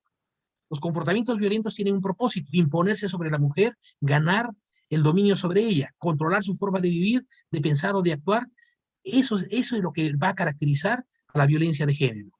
¿Se dan cuenta? Entonces, que no son comportamientos intermitentes, sino que son comportamientos completamente intencionales, con una finalidad muy específica que va a tener el agresor con la mujer. Entonces, esos aspectos tenemos que, si lo podemos obtener a través de una entrevista o de la observación también de un caso, tenemos que plasmarlo en el informe, porque esa va a ser la manera como nosotros vamos a poder explicar de que se trata de una violencia basada en género, o que esa persona fue asesinada, ¿no es cierto?, por su condición de mujer. Entonces, la pertinencia, la perspectiva de género en la labor forense es fundamental. Tenemos que darle importancia a este enfoque para que la mujer pueda tener acceso a la justicia. Es la obligación de todo el Estado reconocer este enfoque de tal manera que nosotros reconozcamos que la mayor cantidad de mujeres es maltratada, es violentada por estos conceptos relacionados con el género.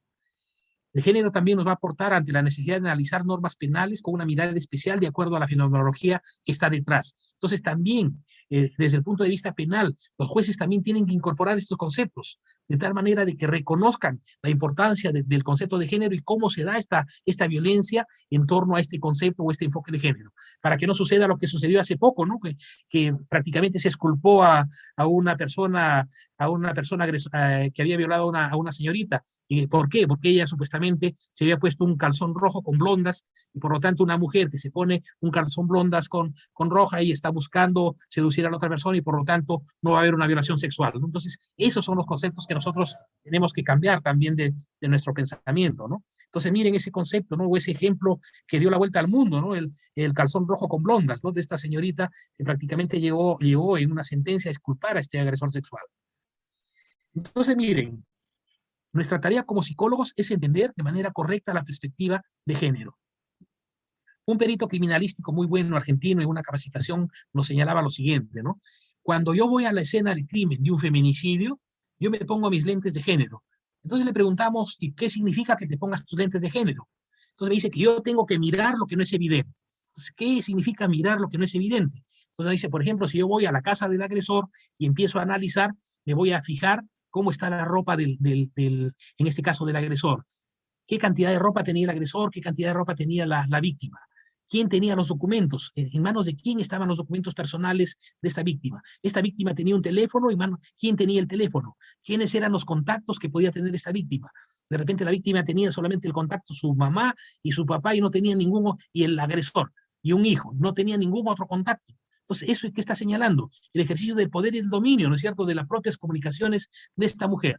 ¿Qué más nos señalaba? Que veía, ¿no es cierto?, si hay presencia de cosméticos, por ejemplo, de cosméticos, el tipo de ropa, asociado, ¿no es cierto?, con las entrevistas que puede hacer de cómo, con las otras personas, de cómo esta persona vestía, de si tenía amistades o no tenía amistades. Son aspectos que nos van a indicar este ejercicio del dominio y del poder por parte de un agresor. Entonces, miren, esos aspectos lo tenemos que considerar.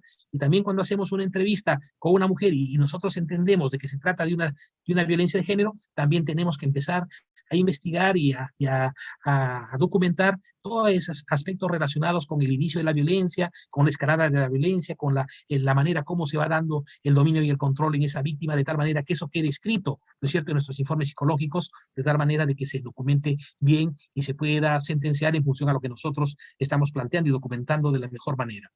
Entonces, la violencia en nuestro país es un tema grave, ¿no? Es un tema grave. El 63.2% de mujeres de 15 a 49 años de edad fue víctima de violencia familiar en alguna vez en su vida por parte de su esposo. De acuerdo con el tipo de violencia, ejercida por el esposo o compañero alguna vez en su vida, el 30.7% de las víctimas sufrió de violencia física, el 58.9% de violencia psicológica y el 6.3% de violencia sexual. En el primer semestre del 2019, las mujeres alguna vez unidas que sufrieron de violencia familiar por parte del esposo o compañero representaron el 57.8%. Y en los últimos 12 meses, el 9.8% sufrió de violencia física y sexual. Entonces, miren, existe gran cantidad de violencia. Y acá viene otro concepto no importante o otras cifras. En 2018, según la ENDES, Apurímac, Cusco, Puno, Huancavelica y Pasco fueron las regiones donde más violencia hubieron. Entonces, ¿qué nos permite entender esas regiones como que son las más violentas? Entonces, ahí tendríamos que tratar de explicarlo también desde un punto de vista criminológico, ¿no? ¿Qué sucede con estas personas, con su pensamiento, con sus características personales, tanto de varones como mujeres, y con el contexto social que permite que en estas zonas sea tan grande las cifras de violencia que se presentan en estos lugares. 37 de cada 100 mujeres maltratadas físicamente buscó ayuda de su madre. Y la pregunta es, ¿qué les aconsejaría la madre a estas víctimas de violencia cuando fueron a decirle a su mamá que eran víctimas de violencia? ¿Qué es lo que la experiencia, qué nos señala que les dijo la mamá? Cuando van y le cuentan a la mamá que están siendo maltratadas, ¿qué señalará la mamá? Buenas noches. Lo que normalmente, buenas noches, doctor. Normalmente Buenas se escucha, noches, pues, es que tú tuviste la culpa, pues, ¿no? Eso es lo que le dicen a... Tuviste Correcto. la culpa. Tú tuviste la culpa, ¿no? ¿Para qué te has casado? Ya aguanta Sí, a tu marido, ¿no? Entonces, eso es lo que le va a decir la mamá. Entonces, imagínense, estas mujeres que van y le consultan a la mamá, prácticamente quedan en un estado de indefensión, porque después ya no van a poder contarle a nadie. 29 de cada 100 mujeres maltratadas físicamente buscó ayuda. Pero ¿con quién lo buscó ayuda y qué ayuda recibió? ¿No es cierto? También es importante pensarlo. 47.8% de las mujeres maltratadas que no buscaron ayuda no lo consideraron necesario. Pero ¿cómo lo van a considerar necesario si se ha normalizado la violencia y si van a ver de que en realidad muchas veces no van a poder salir de la situación de violencia? Entonces, miren, estas cifras nos tienen que llevar a pensar en cuál es nuestro rol en términos de entender la violencia hacia la mujer y cómo nosotros debemos actuar, ¿no es cierto?, empáticamente con estas mujeres y entender sobre todo por qué no pueden salir de las situaciones de violencia, como vamos a ver en algunas otras diapositivas. Según el informe de la Defensoría del Pueblo, en 2020, más de 5.500 mujeres peruanas fueron dadas por desaparecidas. 5.500 mujeres, ¿no? Se registraron además 208 intentos de feminicidio y 138 víctimas durante el año pasado. Del total de mujeres desaparecidas, 4.000 corresponden a menores de edad. Entonces, es la mujer no solamente la más maltratada, sino que también la que más desaparece en nuestro país. La cuarta parte de estas víctimas, 138 víctimas de feminicidio, fueron reportadas como desaparecidas, porque para la Defensoría del Pueblo guarda una estrecha conexión entre estas dos formas de violencia. Desaparecen y encima son muertas, ¿no es cierto?, en manos de sus parejas o personas cercanas. Entonces, ese es el problema tan grave que está atravesando nuestro país. ¿Y qué enfoques explicativos tenemos de la violencia, ¿no? Además de otros que no lo había puesto acá, pero tenemos el enfoque clínico, que habla de factores individuales. Señala de que hay déficits o psicopatologías en el agresor o en la víctima, que son los que generan esta violencia. El enfoque sistémico plantea de factores relacionales, formas de interacción disfuncional entre la pareja que llevan a situaciones de violencia. El enfoque feminista de género, que señala que hay factores sociales, violencia estructural, y que son históricos y que genera desequilibrios de poder entre hombres y mujeres y es la causa de la violencia. Y tenemos otro enfoque, el ecológico interaccionista, que nos señala de que la violencia es multicausal, ¿es cierto?, que hay la interacción entre factores del agresor, la víctima y la dinámica relacional. Entonces, miren, la violencia tiene factores multicausales. Hay factores individuales, factores sociales y factores políticos y comunitarios que van a interactuar para que se dé una situación de violencia. Y estos factores no solamente se dan en el momento que la persona tiene su pareja, sino que han interactuado desde que la persona, tanto el agresor como la niña, son pequeños, ¿no? Entonces, miren, se habla de que los factores protectores y los factores de riesgo, la ausencia o presencia de estos factores van a incidir en que se convierta en víctima o que se convierta también en un agresor. Entonces actúan en el mismo sentido los factores de riesgo y de protección. Entonces la OMS ya señala que la violencia es el resultado de una acción recíproca compleja entre factores individuales, relacionales, sociales, culturales y ambientales, ¿es cierto? Y está basada en el modelo ecológico de Bronfenberger. Pero miren, Bronfenberger nosotros siempre lo escuchamos, pero Bronfenberger el año 1994 cambia su modelo y él reconceptualiza su modelo. ¿Por qué? Porque con el primer modelo de Bronfenberger nos hablaba de que la violencia es el resultado, ¿no es cierto?, de la influencia de diferentes sistemas, un microsistema, un mesosistema, un exosistema y un macrosistema. Quiere decir, ¿no?, de que la violencia se va a dar por la influencia de la familia, por la influencia de las escuelas y de las normas y por la influencia de la cultura, que va a influenciar en la mujer y ella va a aprender a aceptar una conducta machista y de igual manera en ese sentido el varón. Pero cuando Bronfenberger amplía su modelo y le denomina modelo bioecológico, él va a plantear, ¿no es cierto?, que la violencia o cualquier tema tiene que entenderse como un modelo de proceso, persona, contexto y tiempo, ¿no?, en donde el desarrollo de un niño, de una mujer, se va a ver afectado por la interacción de una persona, donde es el eje central, y que esta persona puede reducir el impacto de esa afectación si es que tiene los recursos o no cuenta con los recursos. Entonces va a ser más o menos violentada si la mujer tiene o no tiene recursos, ¿cierto? Y la manera como va a interactuar en esa relación y cómo se va a ver influenciada por cada uno de estos sistemas que nosotros vemos. Entonces, miren, eso es importante. Y este modelo sí nos permite entender mucho mejor cómo una mujer no solamente es maltratada, sino también cómo en el transcurso de este tiempo o proceso que se da esta situación de violencia en la relación de pareja, va a ir afectándola en lo afectivo, en lo emocional, en lo conductual y de manera cognitiva, ¿no? Cómo se va dando este proceso de interacción con su agresor, de tal manera que se va a ver afectado su desarrollo. Entonces, este modelo nos permite comprender claramente cómo se da esta situación, ¿no? El modelo bioecológico de Bronfenberg. Ahora, según la ley, ¿qué factores explican la violencia? La ley señala claramente que la magnitud de esta problemática se explica por patrones socioculturales de subordinación profundamente arraigados en nuestra sociedad. ¿Cierto? Esto plantea de que las mujeres a lo largo de todo su ciclo de vida sean las principales afectadas por la violencia en sus diversas manifestaciones. Entonces, eso señala la ley, ¿no? Lo plantea desde el punto de vista del enfoque de género y también desde el enfoque de Bronfenberger, ¿no? Entonces, está planteado bajo ese enfoque. Ahora, ¿qué es la violencia contra las mujeres? La ley señala que es toda acción o conducta que cause muerte, daño, sufrimiento sexual o psicológico por su condición de ser mujer. Y acá viene este concepto, ¿no? ¿Cómo nosotros vamos a determinar que fue por su condición de mujer? Y eso lo vamos a tener que hacer en la descripción que nosotros hagamos en nuestro informe psicológico. ¿Dónde se puede manifestar? En la familia. En cualquier otra relación interpersonal donde el agresor comparta o haya compartido el mismo domicilio que la mujer. En la comunidad, en los espacios públicos, vecindario y entre otros. Y también la violencia perpetrada por nosotros, los operadores de justicia, cuando atendemos mal a las usuarias o cuando revictimizamos a las usuarias, también va a constituir una situación de violencia. Entonces, ¿a quiénes protegen la ley 3364? A todos los integrantes del grupo familiar, ¿no? Entonces, eso es importante. Y esto también nos permite determinar de que va a haber diferentes tipos de pericias también, ¿no? Porque va a haber una pericia para una mujer víctima de violencia, pero también puede haber una pericia para una mujer víctima de violencia sexual, puede haber también una pericia para un adulto mayor que es víctima de maltrato psicológico, o una pericia para un niño también que viene siendo maltratado por sus padres, o también vamos a poder determinar si hay una situación de negligencia o abandono en ese niño, de tal manera de que se puedan tomar las medidas correspondientes para salvaguardar su integridad.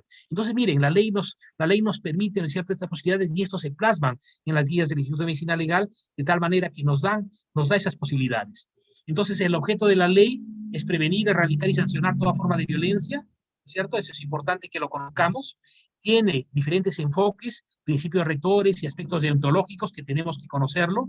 Los enfoques que también se señalan en las guías del Ministerio Público y en las guías también del Centro de Emergencia Mujer, en el protocolo del Centro de Emergencia Mujer, y también en las de salud.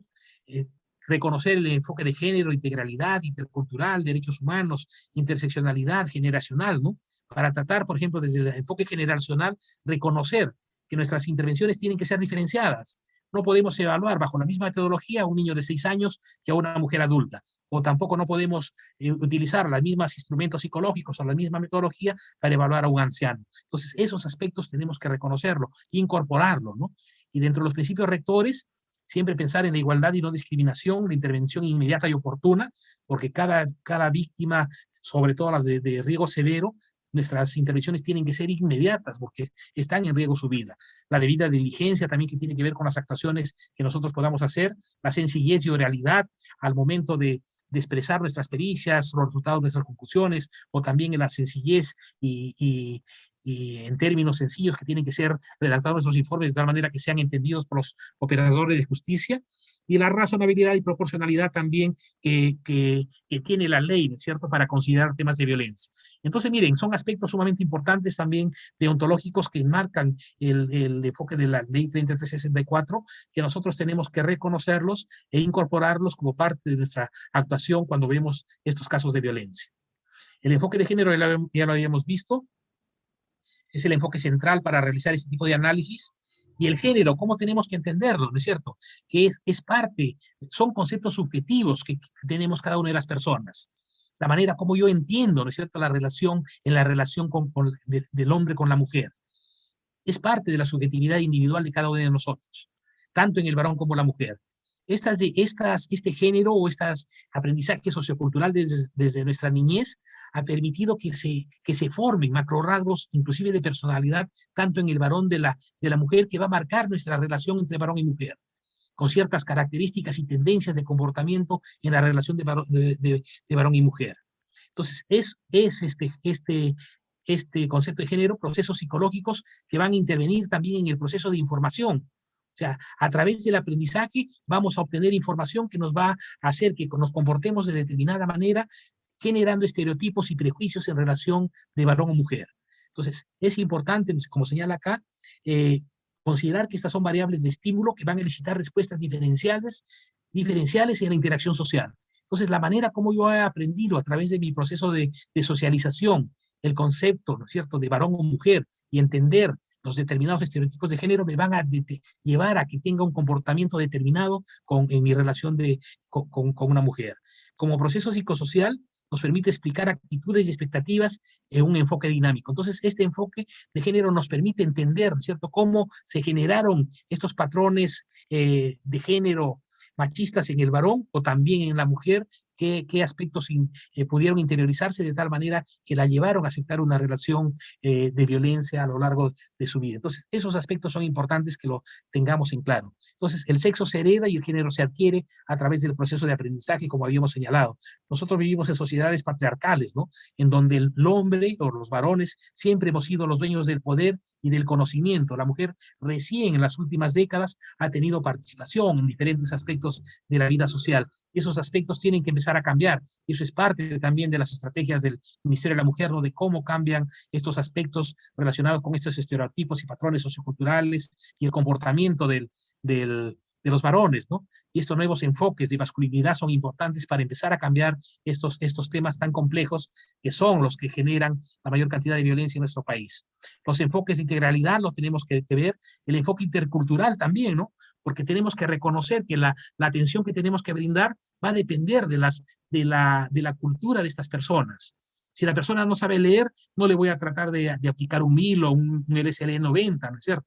Tendré que aplicarle o fundamentarme sobre todo en la entrevista psicológica forense y plantear en el informe que no he aplicado pruebas psicológicas porque la persona es analfabeta y no sabe leer. Y por lo tanto, mi informe se basa en una sólida entrevista psicológica forense, ¿cierto? Entonces, eso lo tenemos que plantear, pero plantear en la metodología que no se pudo aplicar instrumentos psicológicos porque en realidad la persona es un analfabeta y no entiende, o ni siquiera tiene entendimiento sobre el tema. Entonces, pero lo explicamos en la pericia, de tal manera que si nos quieren refutar o vamos a un debate pericial, explicamos cuál es la razón por la que nosotros no hemos aplicado instrumentos psicológicos. Entonces, miren, esos aspectos tan sencillos que al final nos permiten dejar las cosas claras al momento de establecer cuál es la metodología de evaluación a este tipo de personas, ¿no? Entonces, resulta fundamental que trabajemos con ellos, entenderlos en su propia cosmovisión y ser parte o ser muy empáticos con estas mujeres, ¿no? Entonces, eso es fundamental, entender el enfoque intercultural. El enfoque de derechos humanos también, tenemos que fortalecer la capacidad de los titulares de derechos para reivindicar estos, y de los titulares de deberes para cumplir sus obligaciones. Nosotros somos titulares de deberes. Nuestra obligación es buscar que estas personas tengan el acceso a la justicia con calidad, de hacerle las pruebas psicológicas muy bien elaboradas, de tal manera de que puedan sustentarse sus procesos y no haya problemas, ¿no?, y que se pueda alcanzar la justicia con estas personas. Esa es nuestra obligación como peritos en cualquier institución en la que trabajemos. El enfoque de interseccionalidad, también reconocer que la experiencia de las mujeres tiene múltiples influencias, es, como ya habíamos dicho, multifactorial, ¿no?, y que van a estar relacionadas a muchos aspectos. De ahí la complejidad de su entendimiento, ¿no?, para considerar este tema. El enfoque generacional, ya había dicho la importancia, ¿no?, de que como psicólogos tenemos que tener en cuenta los diferentes ciclos de vida para realizar tanto las entrevistas como los instrumentos que vamos a realizar y también el enfoque que le vamos a dar específico si se trata de niños, adolescentes o se trata de personas adultas. Entonces, tiene que ver con los instrumentos que vamos a utilizar, tiene que ver con la entrevista que vamos a formular y tiene que ver en realidad, con toda la metodología que vamos a emplear, estableciendo los criterios de diferenciación de edades para poder plantear y realizar una buena pericia. Entonces, esa es la importancia de este enfoque desde el ámbito. El artículo 8 señala de los tipos de violencia. Los tipos de violencia también no voy a hablar de qué se trata cada violencia porque lo conocemos, sino que, por ejemplo, cada tipo de violencia nos señala también la posibilidad de establecer una pericia. Para una violencia psicológica podemos establecer un tipo de pericia, ¿no? La violencia psicológica implica otra metodología. Primero, si es una niña, tendrá que haber pasado por cámara Gesell.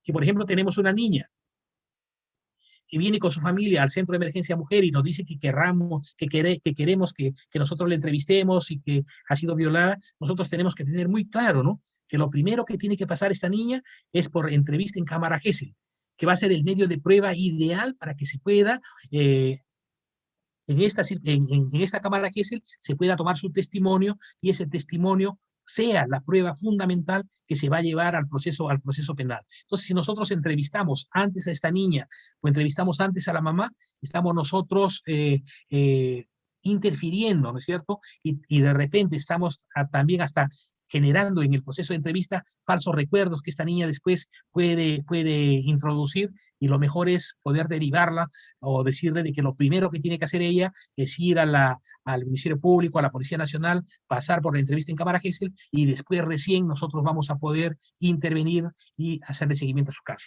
Entonces, eso es fundamental, ¿no? Como peritos tenemos que saberlo, ¿no? No podemos hacer una evaluación antes de que esta niña haya pasado por cámara Gesell. Entonces, salvo que no haya cámara Gesell en ese pueblo donde estemos, ¿no? Pero eso es lo ideal, ¿no? Entonces, eso es lo que tenemos que hacer.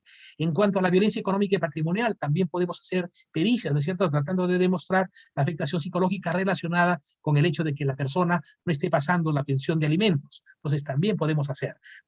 En ese tema de la violencia económica, también se hace, o en tema de familias, también podemos hacer pericias para establecer la idoneidad de este padre para tener la tenencia, o madre para tener la tenencia a los niños. Entonces, esto nos permite, en función a los tipos de violencia, también conocer o reconocer determinados tipos de pericias y metodologías específicas para cada pericia que vamos a hacer.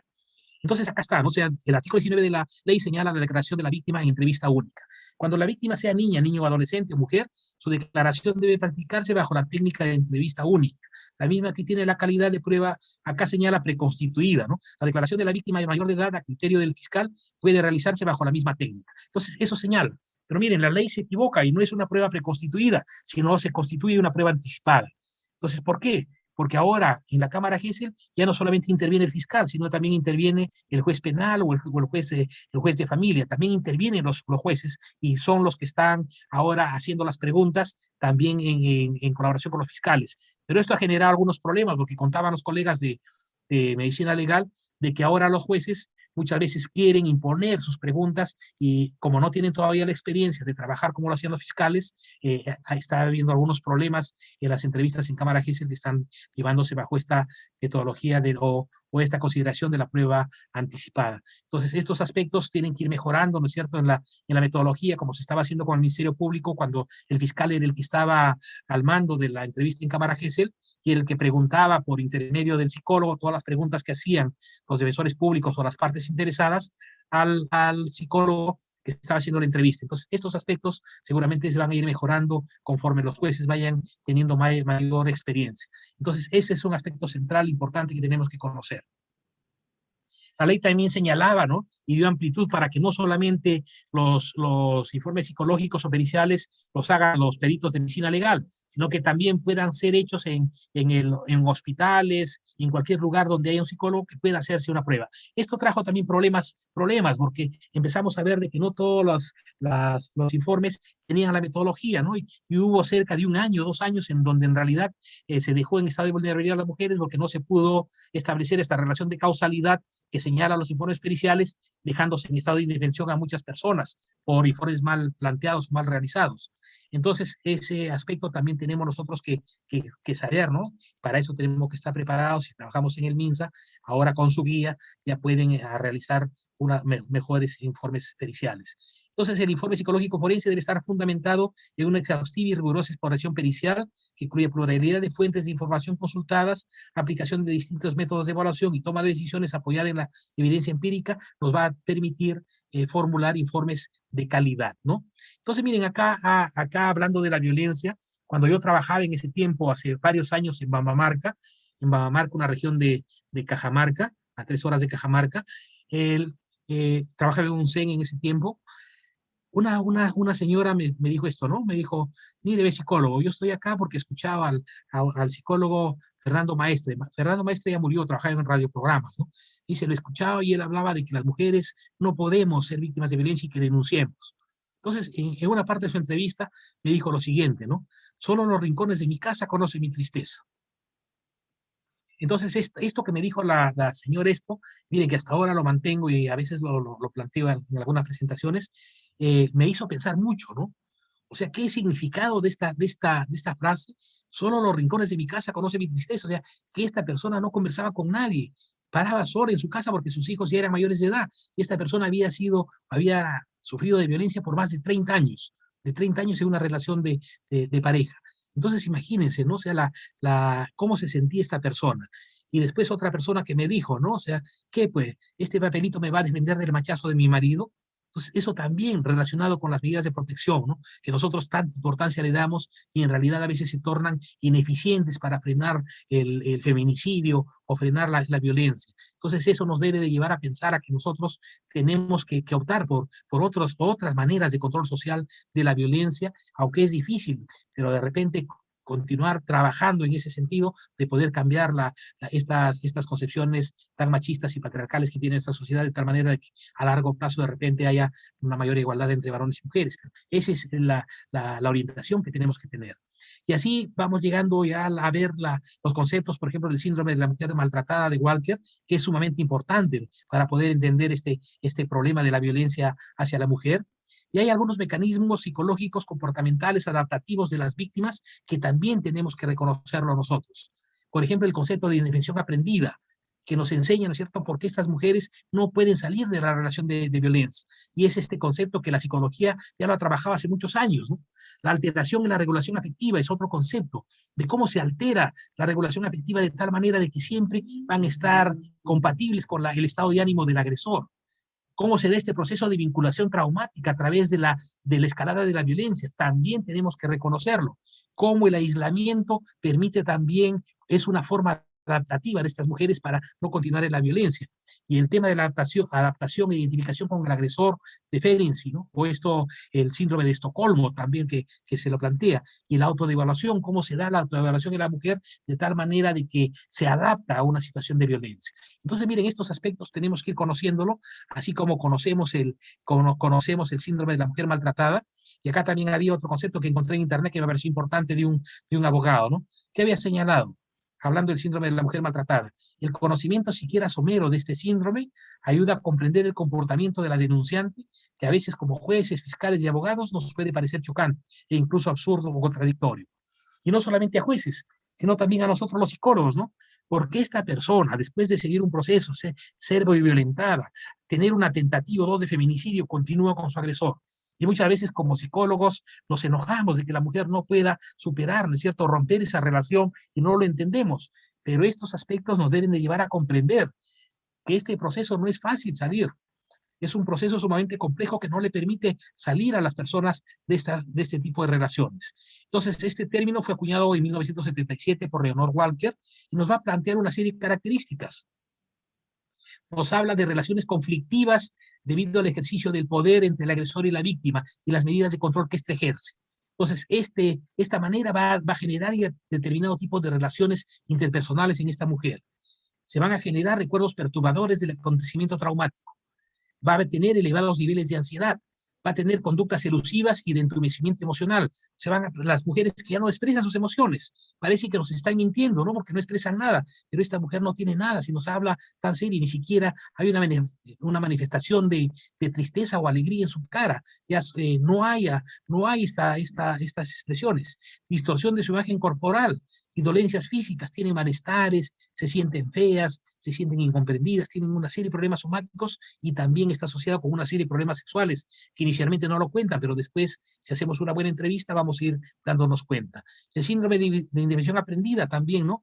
También eso, ya lo habíamos señalado ahí, que nos permite entender cómo determinadas conductas aleatorias que va a realizar el agresor van a hacer que esta mujer se siente en la capacidad de poder salir de esa situación de violencia. Entonces, esto, ¿quién lo creó o quién lo formuló? Martin Seligman, desde el año 1970. Entonces él, haciendo sus investigaciones con perros y gatos a los que le aplicaba un choque eléctrico, al final se dio cuenta que estos animales, conforme les seguía aplicando estos choques eléctricos, ya no intentaban por salir o escapar, sino se dejaban morir en las jaulas, ¿no? Entonces esos mismos conceptos se aplican para las víctimas de violencia en situaciones de violencia grave y crónica, ¿no? Entonces esta teoría de Seligman se enriqueció también con la teoría de la atribución, que nos señala el estilo atribucional que tienen estas víctimas, ¿no? O sea, cómo las víctimas tienen una atribución interna en donde ellas empiezan a culparse de las situaciones de violencia y creen que no van a poder salir, en cambio el agresor considera que la mujer es la que genera esas situaciones de violencia y la mujer resulta creyendo que en realidad ella es la que genera la violencia. Entonces, la atribución tanto en la mujer como en el hombre, va a ser diferente. Y esos aspectos también tenemos que entenderlo de cómo se generan estos procesos de atribución desde el punto de vista cognitivo, en cuanto a la personalidad, el estado de ánimo, la actitud que toma la mujer y también cómo la actitud que va a tomar el varón. Otros conceptos Profesor, que tenemos que tener. Sí, dígame. Doctor, doctor Miguel, buenas noches. Bueno, respecto a al síndrome de indefensión que usted mencionaba, mi consulta era si, claro, obviamente, usted decía que, por ejemplo, cuando la mujer desarrolla este síndrome de indefensión aprendida, es muy complicado de que puede expresar emociones, ¿no? Entonces, ¿esto se podría considerar como afectación psicológica a nivel cognitivo o se explicaría como un factor de riesgo? No, la indefensión aprendida, o sea, en la indefensión aprendida te explica el que no pueda salir de una situación de violencia. Entonces, eso te explicaría por qué la mujer ya no sale de la situación de violencia y ha continuado en esa relación. La mujer, ¿no es cierto?, no va a tener no va a tener estas emociones cuando haya, por ejemplo, una alteración en la regulación afectiva. Entonces, producto de la violencia. Entonces, ahí no va a manifestar las emociones. Entonces, entonces, eso tenemos que explicarlo, ¿no? Si nosotros no encontramos que la persona está manifestando emociones, tenemos que decirlo. Hay un proceso de identificación, de adaptación con el agresor, ¿no es cierto?, que en esa escalada de violencia que ha llevado a la persona a tener una alteración en la regulación afectiva. No expresa sus emociones, se muestra, no muestra emociones, ¿no? O sea, ni de tristeza ni de alegría, se muestra apática ante todo. Y esto ha generado una autodevaluación en su propia conducta. Y eso sí lo podemos explicar, y eso podemos poner, ¿no es cierto?, que es parte de la afectación psicológica que tiene la persona cognitiva. Entonces ahí sí lo podemos poner, ¿no es cierto? Entonces es importante. De igual manera, ¿para qué nos sirve esta descripción del ciclo de violencia? Nosotros también deberíamos explicar en qué ciclo de la violencia se encuentra esta persona. Ha venido en la etapa del incidente, ¿cierto? Ha venido en la etapa del incidente porque ayer le pegó, le tiró puñetazos, la tiró al suelo, encima tuvo relaciones contra su voluntad, ¿no es cierto? Pero la señora señala de que desde hace un mes esta persona ya ha venido generándole determinado tipo de problemas y que ella ha venido evitándolo. Entonces, le preguntaremos, ¿no? Señora, ¿y esto ha sucedido en otras oportunidades? Y ella nos contará que sí, que ya es parte de la vida, que después de esto le pide perdón, ¿no es cierto? Tienen un periodo de tranquilidad y le vuelve a... Si lo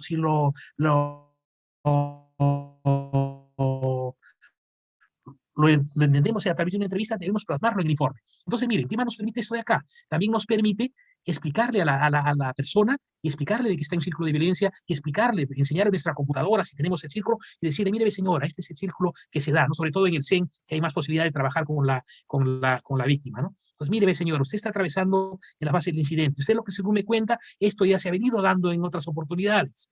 Si después usted tiene relaciones sexuales, se siente muy bien con su pareja, le trae un regalito, después ustedes se sienten bien, le pide perdón, le ofrece que va a cambiar, tiene un periodo de calma y nuevamente empieza esta persona a generar cierta tensión y a generar conflictos hasta que nuevamente le pega. Entonces la persona se va a dar cuenta, ¿no? Y dice, sí, es razón, eso es lo que me pasa, ¿no? Entonces estamos enseñándole a la persona qué es lo que le está aconteciendo con su vida. Otro aspecto importante, ¿no? La escalada de violencia. En el momento de la entrevista nosotros también tenemos que preguntarle desde cómo era esta persona cuando eran enamorados, cómo se comportaba, cuáles eran sus características. No, sí, cuando éramos enamorados era muy bueno, me regalaba un peluchito, me llevaba al cine, salíamos, no era así como lo planteamos, pero conforme fue pasando el tiempo, empezó a prohibirme que ya use determinada ropa. me dijo, no, no quiero que te pongas ese vestido, quítatelo, ¿no? Entonces quítale, no, no me gusta ese color, quiero que te vistas de esta manera. Y bueno, yo le hacía caso y me vestía de esa manera. Después yo ya empecé a convivir con él, empecé a tener mis cosas y un día agarró toda mi ropa, mis botas que tenía, y unos vestidos con escote y unas blusas y los quemó. Muy bien, entonces, ¿qué más le ha pasado? A ver, y cuénteme cuándo empieza la violencia. Bueno, después empezó a insultarme, a gritarme, me decía que no valía nada, de que él era el que ponía el dinero y que yo tenía que hacerle caso, no me dejaba salir a trabajar, después ya no me dejaba tener el teléfono, me empezó a aislar de mis familiares, me empezó a borrar y a controlar con quién hablaba, me prohibió, y al final ya ni siquiera yo no podía trabajar y no me daba dinero. Y después empezó la violencia física. ¿Cierto? Entonces vamos nosotros narrando. ¿Y después qué ha sucedido? A empezar por la violencia física y como yo quiero salir, quiero ir donde mis familiares y no le estoy haciendo caso, me está amenazando de muerte, ¿no? El otro día con un cuchillo ha dicho que me va a matar. Entonces, esos aspectos tenemos que ponerlo en el informe. ¿No es cierto? Tenemos que ponerlo y describirlo, ¿no? Como se encontramos en relación de violencia crónica, con una escalada que se inició de esta manera y fue de manera progresiva, llegando hasta este momento en donde hay amenazas de muerte. Entonces, esos aspectos son centrales. Otro aspecto que tenemos que ponerlo, también la rueda de control, y también esto nos va a permitir explicar cómo se da una relación de violencia. A ver, cuénteme, señora, cómo empezó a ejercer el poder y el control con usted, ¿no? O sea, en otras palabras, ¿no? Cuénteme cómo fue, cuénteme cómo hacía su esposo. Bueno, primero me decía que me iba a pegar, me decía que se va a llevar a mis hijos. Después empezó a ya no darme dinero y a hacerme sentir mal y a decirme que era fea, que él podía salir con quien quería y que nadie me va a dar bola a mí. Después ya me empezaba a hacer que me quede en mi casa y no me dejaba salir con nadie. Me prohibió que venga mi papá, mis familiares. Yo no puedo salir, no tengo amigos. Y él siempre niega y minimiza cuando yo le digo, él dice que no, que yo soy la responsable. ¿Cierto? ¿Y qué más hace, no? Bueno, ahora cuando le digo que yo me quiero separar, me ha dicho que se va a llevar a mis hijos y que yo nunca los voy a volver a ver. Pero él sí puede salir, llega borracho, se va con sus amigos, viene a la hora que quiere, se desaparece 3 días, después regresa. Y bueno, ahora que le estoy diciendo, ya me ha dicho que no me va a dar dinero y no me deja dinero. Y con eso me amenaza y me dice que ya no me va a dar dinero y que se va a ir y que yo veré cómo veo a mis hijos. Entonces, acá estamos viendo, ¿no es cierto?, el concepto que nosotros estamos planteando de poder y control, que es el concepto de la violencia basada en género. Cómo esta persona, ¿no es cierto?, está ejerciendo el poder y el control con esta mujer en función a su género. Entonces, esto nos permite explicar. Y si nosotros tenemos una víctima de feminicidio, con las entrevistas que hagamos con los familiares, con los amigos, y tratemos de hacer cuál fue la probabilidad de fallecimiento de esta persona, trataremos de averiguar estos aspectos. Y si estos aspectos lo plasmamos en la pericia, en la autopsia psicológica, en la pericia de autopsia psicológica, el juez, el fiscal podrán determinar de que esta mujer fue asesinada por su condición de ser mujer, en donde esta persona ejerció el poder y el control porque se dio la intimidación, hubo un abuso emocional, lo aisló, minimizaba y culpaba, utilizaba a sus hijos y utilizaba una serie de cosas que nosotros vamos a ir averiguando a lo largo de la entrevista. Entonces, miren, estas son herramientas que nos permiten entender la violencia y poder entenderlo también en nuestro concepto de nuestras entrevistas para poder nutrir de mejor manera y fundamentar nuestras pericias psicológicas. Y acá 2 casos, ¿no es cierto?, de la defensa pública. Un caso de un tentativa de feminicidio y un caso de feminicidio. En el caso de tentativa de feminicidio, nosotros, como también les contaba, también vamos donde las usuarias, ¿no? Un equipo multidisciplinario. En este caso está la trabajadora social, la defensora pública, y en el caso fui yo. Primero, el trabajo de contención emocional, ¿no? O sea, para que la persona se estabilice, y después de que se estabilice y ya esté en el control de sus emociones, empezar a poder darle las indicaciones desde el punto de vista legal qué se va a hacer con su caso. Y después, como esta persona era una persona que tenía un trastorno bipolar, había intentado suicidarse, también la trabajadora social establecer las redes sociales de apoyo y comunicarla con el área de psiquiatría del Hospital Noguchi, dándole, ¿no es cierto?, todas las facilidades para que ella pueda acercarse, inclusive hablando con la trabajadora social del Noguchi, para que ella se acerque de manera inmediata y reciba atención psiquiátrica oportuna y psicológica. Entonces, ese es el trabajo, ¿no? Ese es el trabajo que también se hace desde esas opciones del Ministerio de la Mujer y también desde el Ministerio de Justicia. Y en el otro caso también es una víctima de feminicidio que fue encontrada después de 6 meses desaparecida. Cuando llegamos con la trabajadora social Irma, con Irma, la familia estaba muy dolida, no quería saber nada del CEN, de la fiscalía, de nadie, porque nos culpaban de que la persona haya fallecido, ¿no? Entonces culpaban al CEN, culpaban a la Fiscalía de que no se había hecho nada, ¿no? Entonces no querían que nadie se acerque. Entonces lo primero era tratar de entrabar, ser empáticos con ellos y tratar de buscar algún apoyo con los deudos en este caso.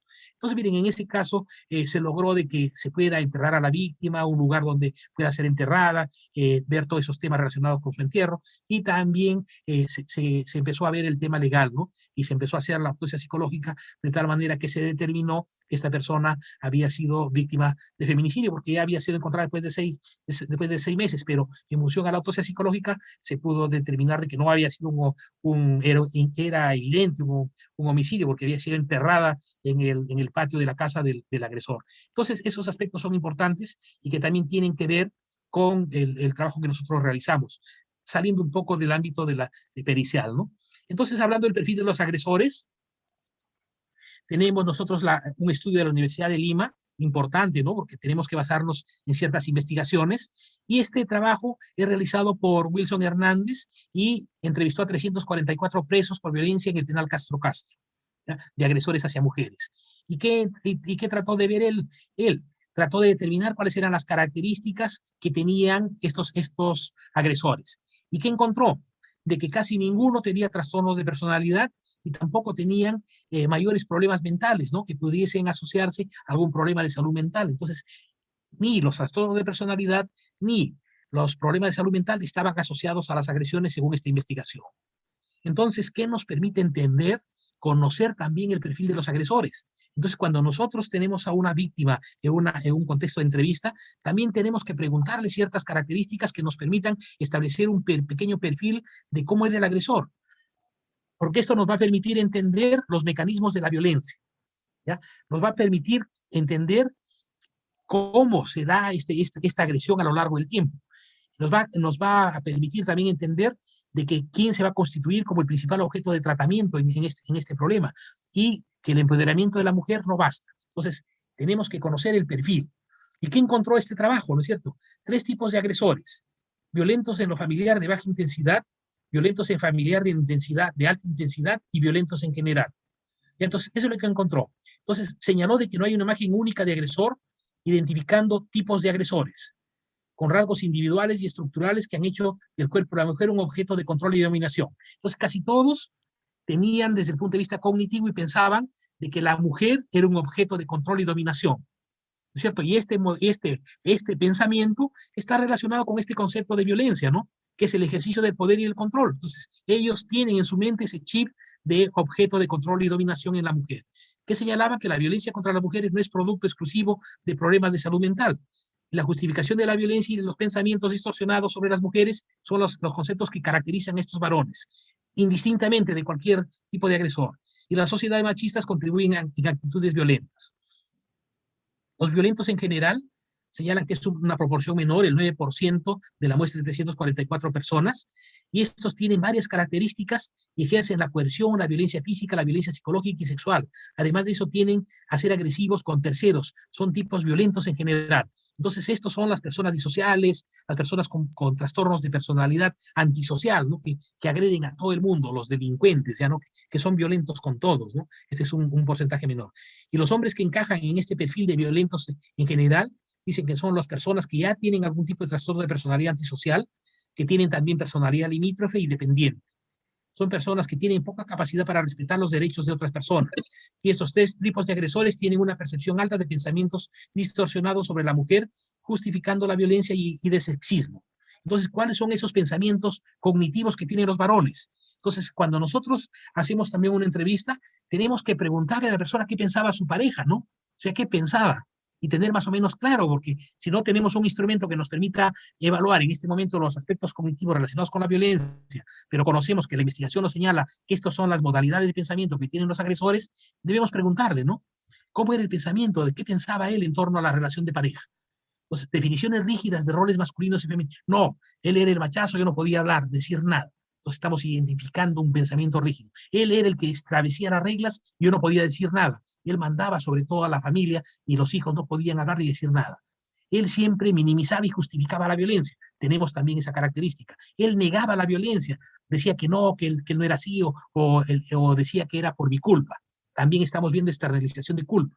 Rumiación de pensamientos. Siempre andaba diciendo, ¿no? De que no le hacía caso, de que yo era una prostituta, de que era, que no, que me fijaba en otros hombres, de que por eso él se ponía celoso. Y tienen generalmente rigidez cognitiva, un pensamiento dicotómico de todo o nada. Vas a ser mía, vas a ser solo para mí o para nadie. Si no eres para mí, te mato. Entonces siempre estos tienen más un pensamiento de siempre de ganar, ganar, que de perder en algún momento. Entonces esos pensamientos nos deben de llevar a pensar de que si los identificamos en una relación de pareja y estamos haciendo una evaluación de riesgo, que es que es un riesgo severo, ¿no? Porque estas personas tienen ese tipo de pensamiento. Además de que tengan un arma o que tengan acceso, que amenacen de muerte, ya estamos hablando de otros factores de riesgo. Entonces existe un perfil de víctimas de violencia. No hay una forma de ser víctima, sino muchas. No hay un perfil único de víctima.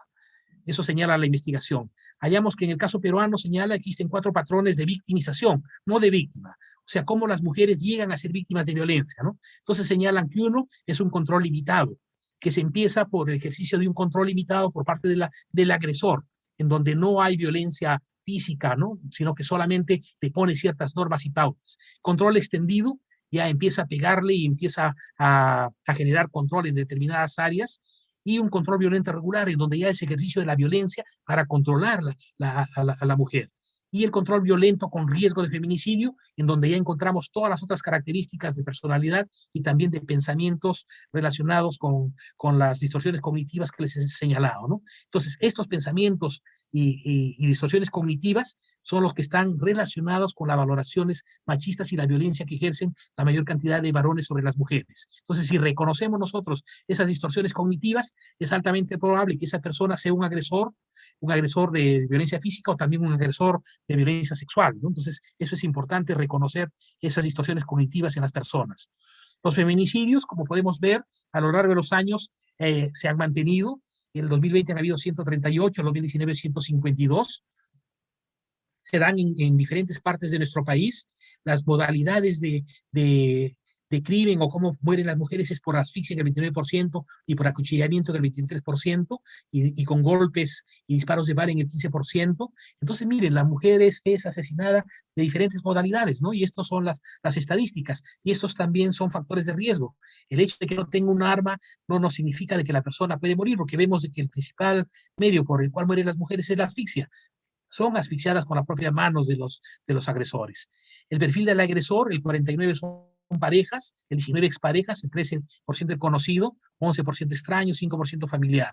La mayoría de feminicidios, en el 28% de los casos, se dieron cuando intentó la mujer separarse del agresor. Entonces, esos aspectos tenemos que considerarlo. ¿En qué grupos etarios se da? En mujeres adultas, ¿no? Cuando plantean la necesidad de separarse o inician una nueva relación. En esos casos se da el feminicidio y tenemos nosotros que tener muy en claro si tenemos una persona que está en ese grupo etario, que está en un proceso de separación o iniciándose una nueva relación y vemos que nos señala que la persona tiene esas características de comportamiento que hemos podido señalar hace un momento, sobre todo esas distorsiones cognitivas, tendremos que decirle de que tenga un plan de seguridad y armarle un plan de seguridad de tal manera de que no vaya a ser víctima de un feminicidio. ¿Por qué se dan estos? Por ataques de celos, por fines de la relación, por infidelidad, son lo que plantean estas personas. Entonces, esos aspectos nosotros tenemos que tenerlo en cuenta y conocerlos para ir terminando ya los factores de riesgo de la violencia de pareja y violencia sexual. Los factores de riesgo son fundamentales porque nos van a permitir entender la complejidad de esa violencia y la posibilidad de que esta persona pueda ser asesinada o victimizada o muerta en algún momento, ¿no? Entonces, el bajo nivel de instrucción es importante, tanto en agresores como en la víctima, es un factor de riesgo, ¿no? Sobre todo por eso es que vemos de que la violencia es tan alta en zonas donde hay poca escolaridad. Un historial de exposición al maltrato infantil en autores y víctimas también es un factor de riesgo y que nosotros debemos investigar al momento de las entrevistas psicológicas forenses. La experiencia de violencia familiar en autores y víctimas es un factor de riesgo. El trastorno de personalidad antisocial, ya lo hemos visto, ¿no? Que una investigación señala de que esa trastorno de personalidad es uno de los mayores riesgos severos, ¿no? que pueda tener en relación de victimización en general y en todo tipo de delito. El uso nocivo del alcohol en autores y víctimas, el hecho de tener muchas parejas o de inspirar sospechas de infidelidad en la pareja también es un factor de riesgo. Las actitudes que toleran la violencia en los autores, es un factor de riesgo la existencia de normas sociales que privilegian a los hombres y que privilegian, ¿no es cierto?, el hecho de que los hombres tengan varias parejas. Hubo un pueblo, Tayamac, que se llama en Cajamarca, que me llamó mucho la atención. En ese pueblito, casi todos los varones tenían 2 o 3 parejas. Y en realidad una vez estaba dando una charla en un colegio, y yo no me había dado cuenta porque estaba entretenido en el proyector, y cuando veo que al fondo había un bullicio, y eran 2 mujeres que se estaban peleando. Entonces, en una charla de conflictos de pareja, de conflictos de familia, se estaban peleando dos personas, 2 mujeres.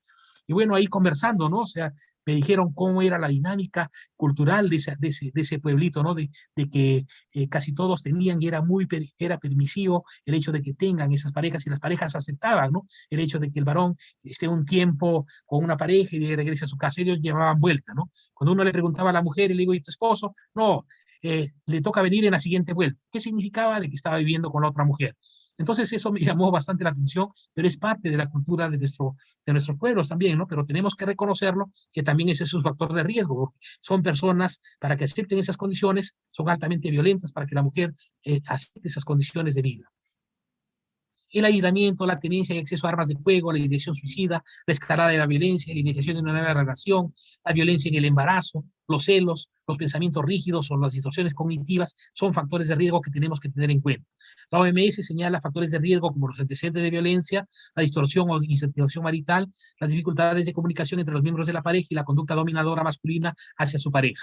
Y para terminar, lo más importante es que también tenemos que reconocer de manera clara qué factores protectores tiene esa persona, ¿cierto? ¿Quién actúa como factor protector? Una amiga, la madre, la comadre, un hermano, ¿quiénes se pueden constituir en factores protectores? Y nosotros tenemos que tenerlo claro y hablar con estas personas en el sentido de que reconozcan quién es la persona que nos puede socorrer en determinada situación de violencia grave, tengan el teléfono a la mano y ellas puedan comunicarse con esta persona en caso se dé una situación de violencia. Tenemos que plantear desde que también conversen con sus vecinos y puedan hablar con ellos, que ante cualquier ponerse en contacto con ellos y señalar, ¿no es cierto?, alguna seña o algo que indique de que puede estar en situación de violencia, que ellos puedan reaccionar y puedan asistirla si se diese una violencia.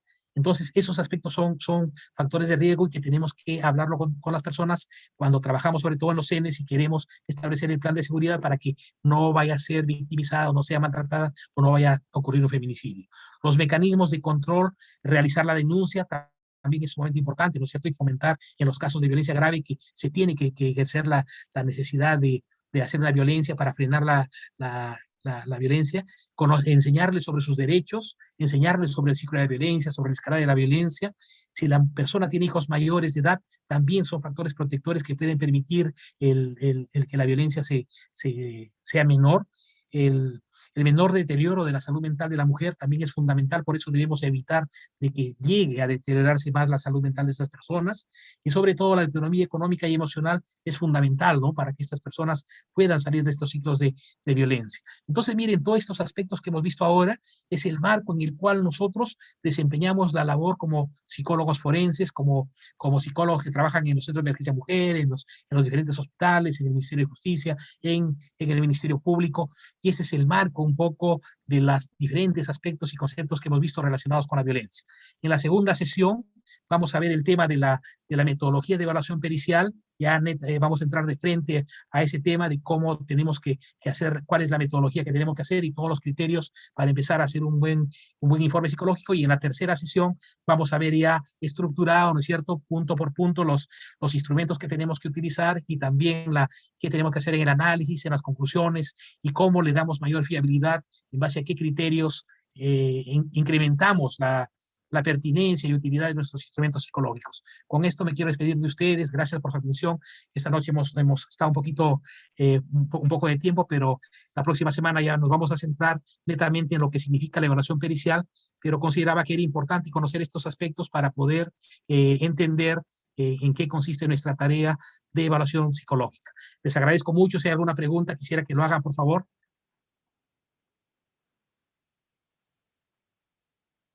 ¿Alguna consulta, por favor?